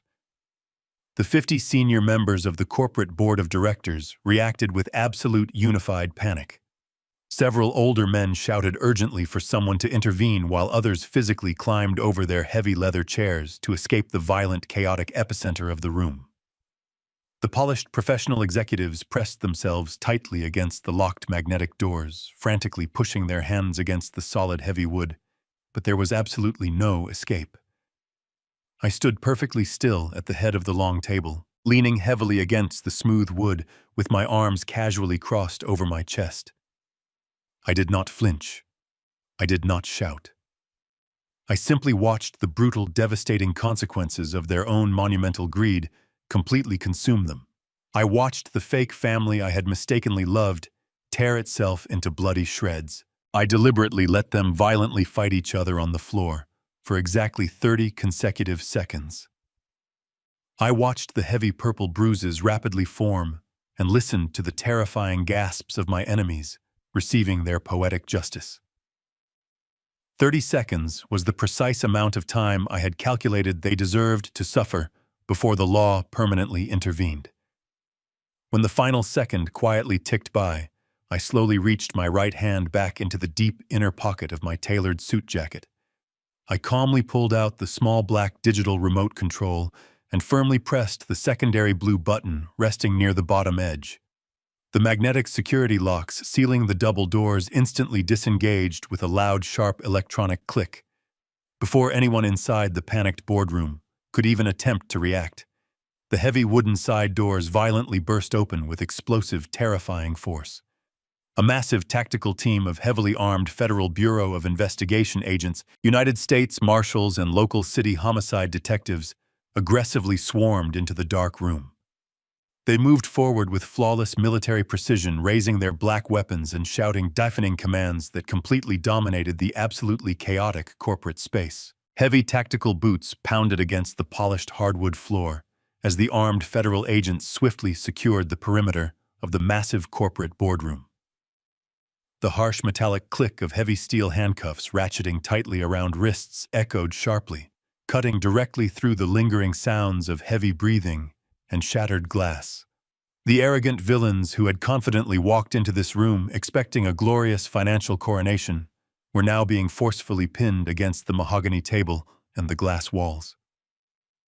I stood perfectly still at the head of the room, calmly watching the absolute destruction of my enemies unfold with perfect mechanical precision. Stephanie was the first to completely break under the crushing pressure of the sudden police raid. The elegant, sophisticated daughter-in-law I had warmly welcomed into my home and personally gifted a massive luxury condominium was now violently sobbing in the corner. Her expensive silk dress was torn, and her perfectly styled hair was a chaotic mess. She desperately tried to negotiate with the stoic federal investigator, securing her arms behind her back. "Please, you have to listen to me," she wailed loudly, her voice cracking with pathetic desperation. "I can tell you absolutely everything about the hidden offshore bank accounts. I will give you all the encrypted passwords."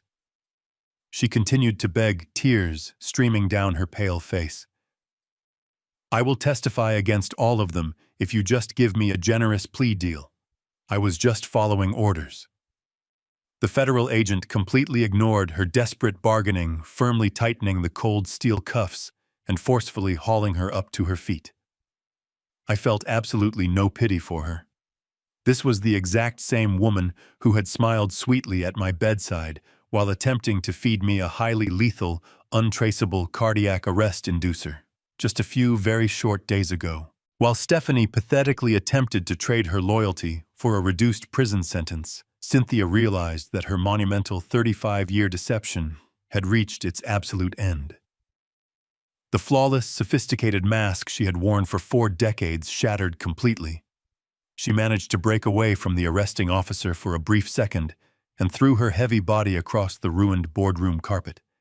She violently crashed onto her knees right at my feet, desperately grabbing the fabric of my tailored suit pants with her shaking manicured hands. Her pale face was contorted in a mask of pure, unadulterated terror and agonizing desperation. "Harrison, please!" she wailed hysterically, her loud voice bouncing off the high glass windows of the corporate execution chamber. "You have to stop them. Please tell them this is just a terrible misunderstanding." I looked down at the woman I had unconditionally loved and blindly trusted with my entire life. She was looking up at me with wide, terrified eyes, actively attempting to use the same artificial affection that had kept me completely blind to her toxic betrayals for nearly 4 decades. "It was all Vincent's brilliant, terrible idea," she sobbed loudly, pointing a shaking finger across the large room. "He manipulated me, Harrison. He forced me to go along with the horrific plan to take your company. I never truly wanted you to die. I love you, Harrison. I have always truly loved you." Her desperate, pathetic lies hung heavily in the cold air between us. I stood there looking down at her weeping form, feeling absolutely devoid of any lingering affection, sadness, or pity. The deep, crushing emotional pain I had suffered in the dark isolation of my private study had been entirely consumed by a cold, hardened, absolute resolve. I looked directly into her crying dark eyes. "You do not know the true meaning of that word," I said softly, my deep voice remaining perfectly and entirely devoid of any emotion. I smoothly and deliberately kicked my leg backward, forcefully ripping the fine fabric of my tailored pants, completely free from her desperate, clutching grasp. I took a slow step back, putting physical distance between myself and the toxic parasite I had mistakenly called my beloved wife. "You sold your soul, your family, and your honor for money," I stated coldly. "Now you get to pay the ultimate price. Enjoy your long time in federal prison." 2 strong federal marshals immediately stepped forward, grabbing Cynthia aggressively by her shoulders and pulling her forcefully away from my feet. She screamed and thrashed wildly against their firm grip, but they easily secured her wrists in heavy handcuffs, completely ignoring her loud, hysterical protests. Across the ruined boardroom, the physical aftermath of the brutal fight between father and son was being handled by the local homicide detectives. Bradley was violently hauled up from the carpet, His expensive custom suit was torn to shreds and bright red blood streamed steadily from a deep, ugly cut above his dark right eye. His face was heavily bruised and rapidly swelling from the furious, unhinged physical attack delivered by his own biological father. Bradley staggered on his feet, looking completely disoriented and absolutely terrified as the cold metal cuffs locked tightly around his wrists. The arrogant, smug corporate executive who had confidently handed me a gold pen to sign away my entire logistics empire was now a broken, bleeding criminal. He desperately looked across the chaotic room, seeking any kind of salvation. But he did not look at me, the man who had funded his entire luxurious, privileged existence for 35 long years. Instead, he looked directly at the wealthy billionaire rival being handcuffed against the far wall. "Dad, please," Bradley cried out, his voice cracking with immense pain and raw panic. "You have to help me. You have to use your lawyers to fix this." Vincent Cross turned his head and glared at his biological son with a look of pure, unadulterated, murderous hatred. The grieving father who had just discovered his own flesh and blood had murdered his youngest legitimate son offered absolutely no comfort. "You are completely dead to me," Vincent snarled, viciously spitting the bitter words across the room. Vincent was aggressively shoved forward by the federal agents, completely ignoring the pathetic, bleeding son who had double-crossed him for a mere $3 million. I stood silently in the center of the massive room, calmly watching the heavily armed officers systematically march the four villains toward the wide-open double doors. The 50 senior members of my corporate board of directors remained huddled together near the back wall, watching the unprecedented, shocking spectacle in absolute stunned silence. They had just witnessed the complete, undeniable destruction of a massive criminal conspiracy orchestrated from inside my very own private home. I watched carefully as the federal agents forcefully shoved them into the waiting elevators, 35 years of a fake family cleanly excised like a tumor. Stephanie was still weeping loudly, her head bowed in absolute shame. Next, they pushed Vincent inside his face, a hardened mask of furious, silent defeat. Bradley followed, stumbling weakly on his feet, the bright blood dripping slowly from his chin onto his ruined white dress shirt. Finally, they dragged Cynthia into the heavy metal box. She looked back at me one final time, silently begging for a rescue that was never coming. I stood still. 6 months have passed since the heavy magnetic doors of my massive corporate boardroom opened to reveal a heavily armed swarm of federal agents. The harsh, bitter winter that had frozen the city of Chicago completely melted away, leaving the sprawling, busy streets bathed in the warm, bright, healing light of a brand new summer. The natural transition of the changing seasons perfectly mirrored the profound total transition within my own personal existence. I spent the first few agonizing weeks after the sudden police raid working incredibly closely with the federal authorities, local homicide detectives, and my absolutely ruthless corporate lawyer, Jonathan Reed. We had to carefully, meticulously ensure every single loose end of their monumental criminal conspiracy was permanently tied and securely destroyed. The extensive legal proceedings that immediately followed the chaotic arrests were swift, brutal, and entirely unforgiving.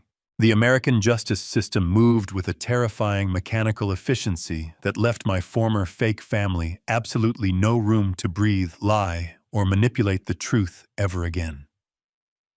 The fake official death certificate they had so proudly displayed on my California king bed was officially destroyed, and the $20 million they had illegally withdrawn from my emergency offshore banking network was fully recovered by federal agents within 48 hours. Every single asset, every bank account, and every digital footprint was completely scrutinized and locked down by the government. Vincent Cross, the arrogant, ruthless billionaire who had spent his entire adult life violently destroying rival companies and happily stealing other people's happiness, was completely eradicated from the global business world. His massive international logistics empire collapsed practically overnight when the devastating news of his direct active involvement in a murder-for-hire conspiracy became public knowledge.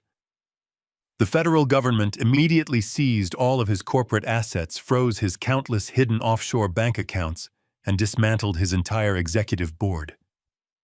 During the highly publicized criminal trial, he looked like a hollow, broken, pathetic shadow of his former intimidating, confident self. The crushing, absolute realization that his own biological son had brutally murdered his youngest legitimate child had completely destroyed his once sharp mind. He did not even attempt to mount a vigorous legal defense against the overwhelming charges. He sat quietly in the crowded federal courtroom, staring blankly at the solid wooden table while the strict judge sentenced him to spend the remainder of his natural life behind the cold steel bars of a maximum security federal prison. He will die alone in a tiny concrete cell, completely stripped of his massive wealth, his false dignity, and his terrifying power.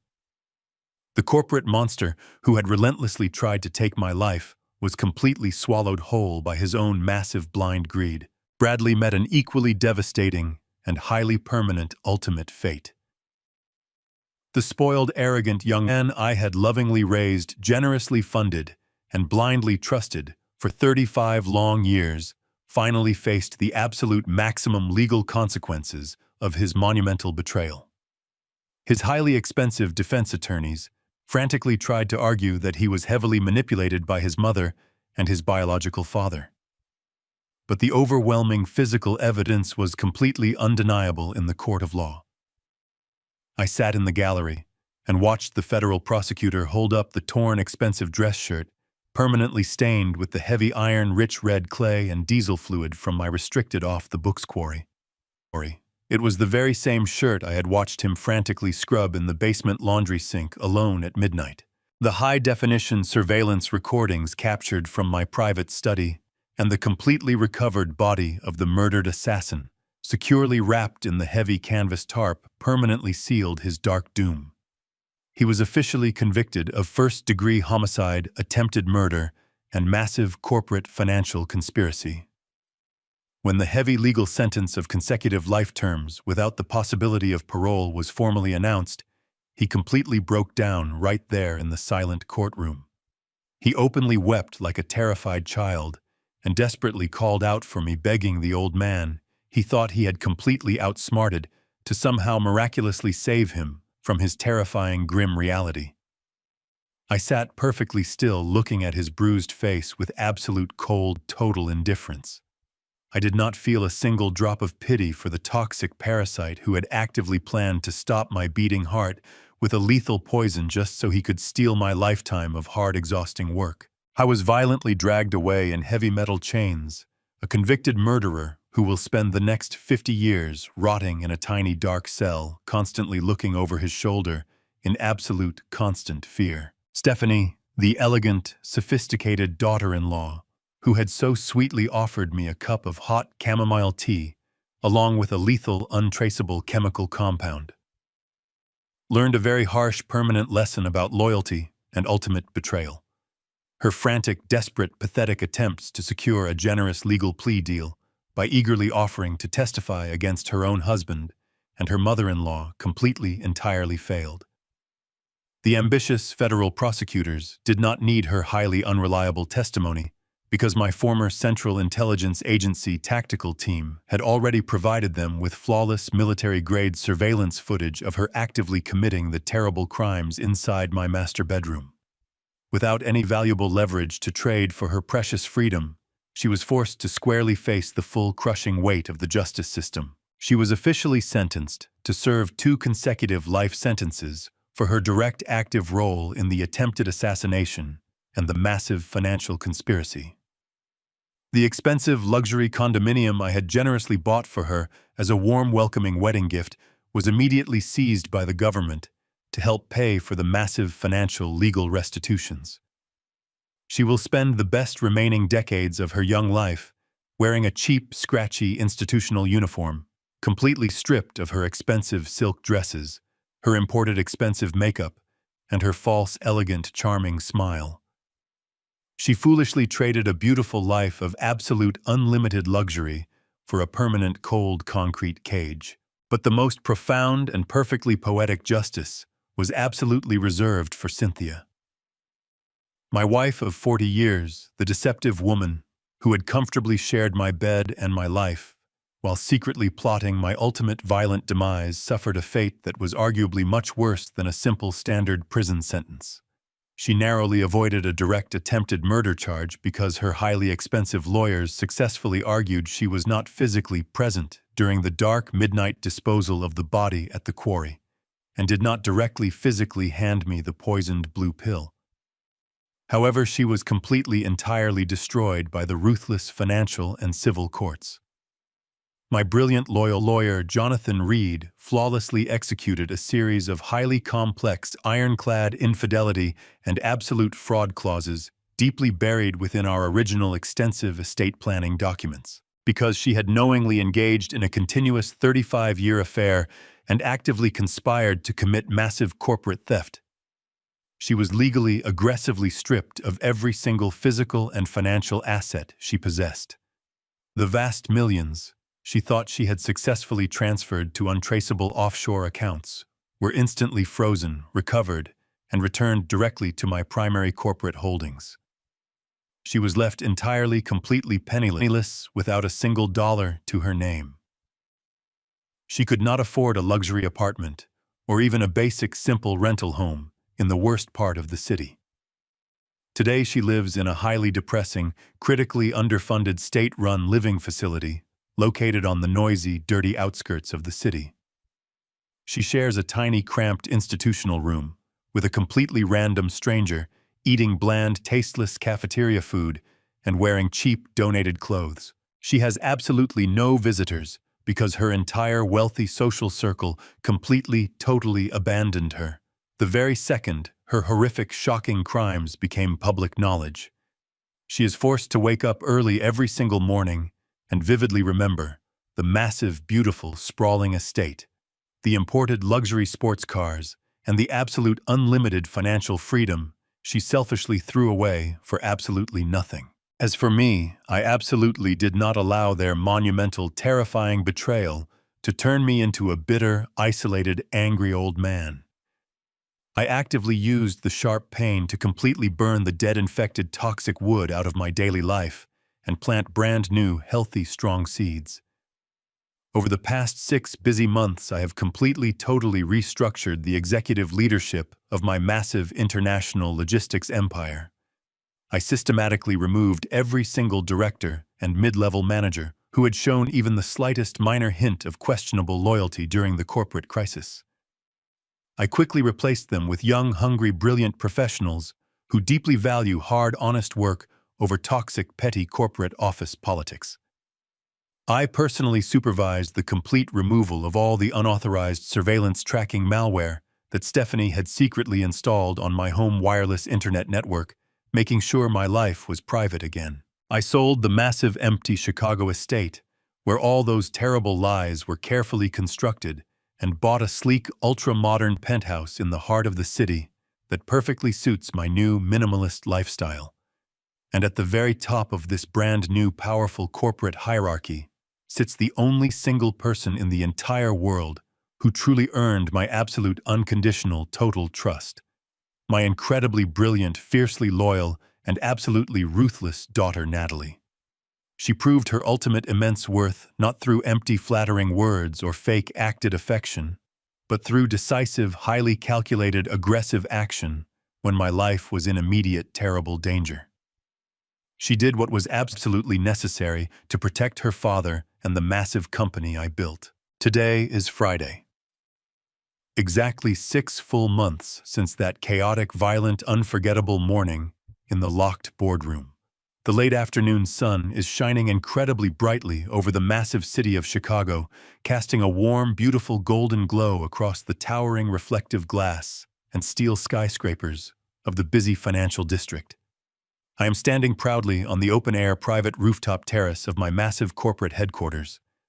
The cool, gentle summer breeze softly brushes against my weathered face, bringing with it the distant, muffled, energetic sounds of the bustling city far below. I look out over the sprawling, endless urban horizon, feeling a profound, undeniable sense of absolute inner peace that I have not genuinely experienced in over 4 long decades. I am no longer carrying the suffocating, heavy, dark weight of a fake, perfectly acted family. I am no longer physically exhausting myself, trying to constantly provide unlimited luxury for ungrateful, toxic parasites who secretly wished for my death. I am completely, entirely alone, but I am absolutely not lonely. The memories of the poisoned herbal tea, the fake tears and the secret burner phone conversations have slowly faded away entirely, replaced by the solid, undeniable reality of my peaceful new life. Natalie walks quietly onto the open, spacious rooftop, wearing a sharp, perfectly tailored dark suit that flawlessly matches her commanding, serious, professional presence. She stands right beside me, resting her strong hands gently on the smooth, clear glass railing. We look out at the beautiful, glowing city together, sharing a comfortable, silent, mutual understanding that requires absolutely no unnecessary words. I reach deep into the inner breast pocket of my suit jacket and slowly, carefully pull out a small, elegant velvet box. I open it to reveal the heavy, shiny, expensive gold-plated pen resting softly inside. It is the exact same expensive gold pen that Bradley had eagerly, greedily handed to me in the dark study, trying to violently force me to quickly sign away my entire life and my massive, hard-earned empire. I gently take the gold pen out of the soft black velvet and hand it directly to my loyal, trusted daughter. She takes it with a firm, steady, strong grip, looking at me with deep, mutual, undeniable respect. Resting on a small, outdoor glass table right behind us is a thick, heavy stack of official corporate transition documents. But these are absolutely not fraudulent papers designed to secretly steal my vast wealth. This is a legitimate, fully authorized Chief Executive Officer contract, transferring complete total power to the rightful perfect heir. Natalie walks confidently over to the table, leans forward, and smoothly signs her name on the dotted line using the heavy gold pen. I watch her smoothly sign the final legal document, feeling an overwhelming, massive surge of genuine, undeniable paternal pride swelling deep inside my chest. At exactly 70 years old, I am absolutely not at the bitter, sad end of my long life. I am proudly standing at the very bright, exciting beginning of a beautiful, brand new dawn. I have successfully, permanently transferred the heavy daily burden of intense corporate leadership to a brilliant woman who will undoubtedly passionately take the logistics company to incredible, unprecedented new heights. I am finally completely, entirely free to travel the world, to read, to breathe, and to simply exist without constantly nervously looking over my shoulder, expecting a knife in my back. I survived the ultimate, darkest betrayal and emerged significantly stronger, infinitely sharper, and completely spiritually liberated. The most important lesson I learned through this agonizing, brutal journey is that blood is just simple biology, but true, unyielding loyalty is an active, deliberate, difficult choice. True wealth is not measured by the millions in your bank account, but by the authenticity of the people sitting at your dinner table. For decades, I allowed the illusion of a perfect family to blind me to the parasites feeding off my life's work. Trust is a beautiful thing, but blind trust is a death sentence. When you sense deception, do not confront it with emotion. Confront it with cold, hard evidence. Do not fear cutting off toxic people, even if they share your roof. Sometimes you must burn the entire forest down to let the healthy trees grow. If this story opened your eyes, hit the like button and subscribe. Have you ever discovered a shocking betrayal from someone you trusted completely? Drop your experience in the comments below. Let me know where you are watching from, and stay tuned for the next story of survival and truth.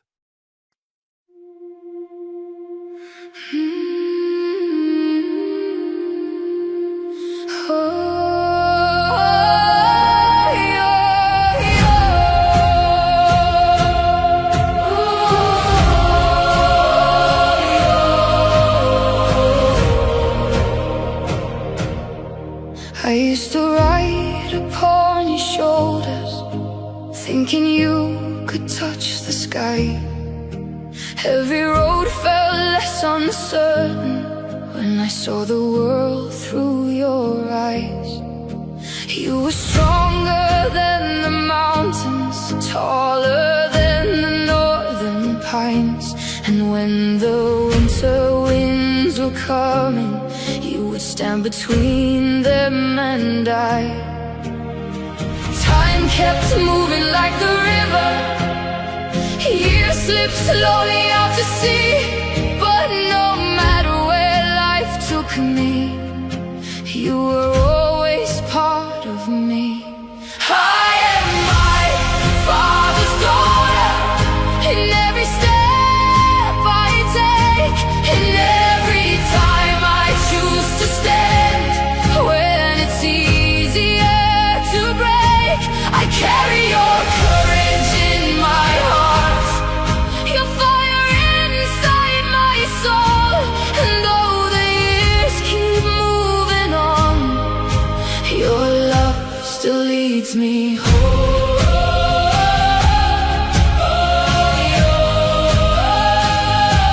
You taught me strength is not in power, but in kindness when it's hard. You taught me how to keep on going when the road grows cold and dark. Every lesson, every story, every laugh around the flame lies within me like an echo, calling softly through my name. And when I face my greatest battles, when I feel I can't go on, I can hear your voice beside me saying, child, you're stronger than you know.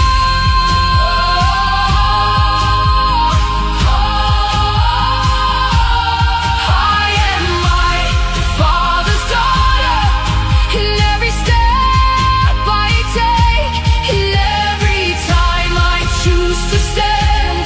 When it's easier to break, I carry your courage in my heart, your fire inside my soul. And though the years keep moving on, your love still leads me home.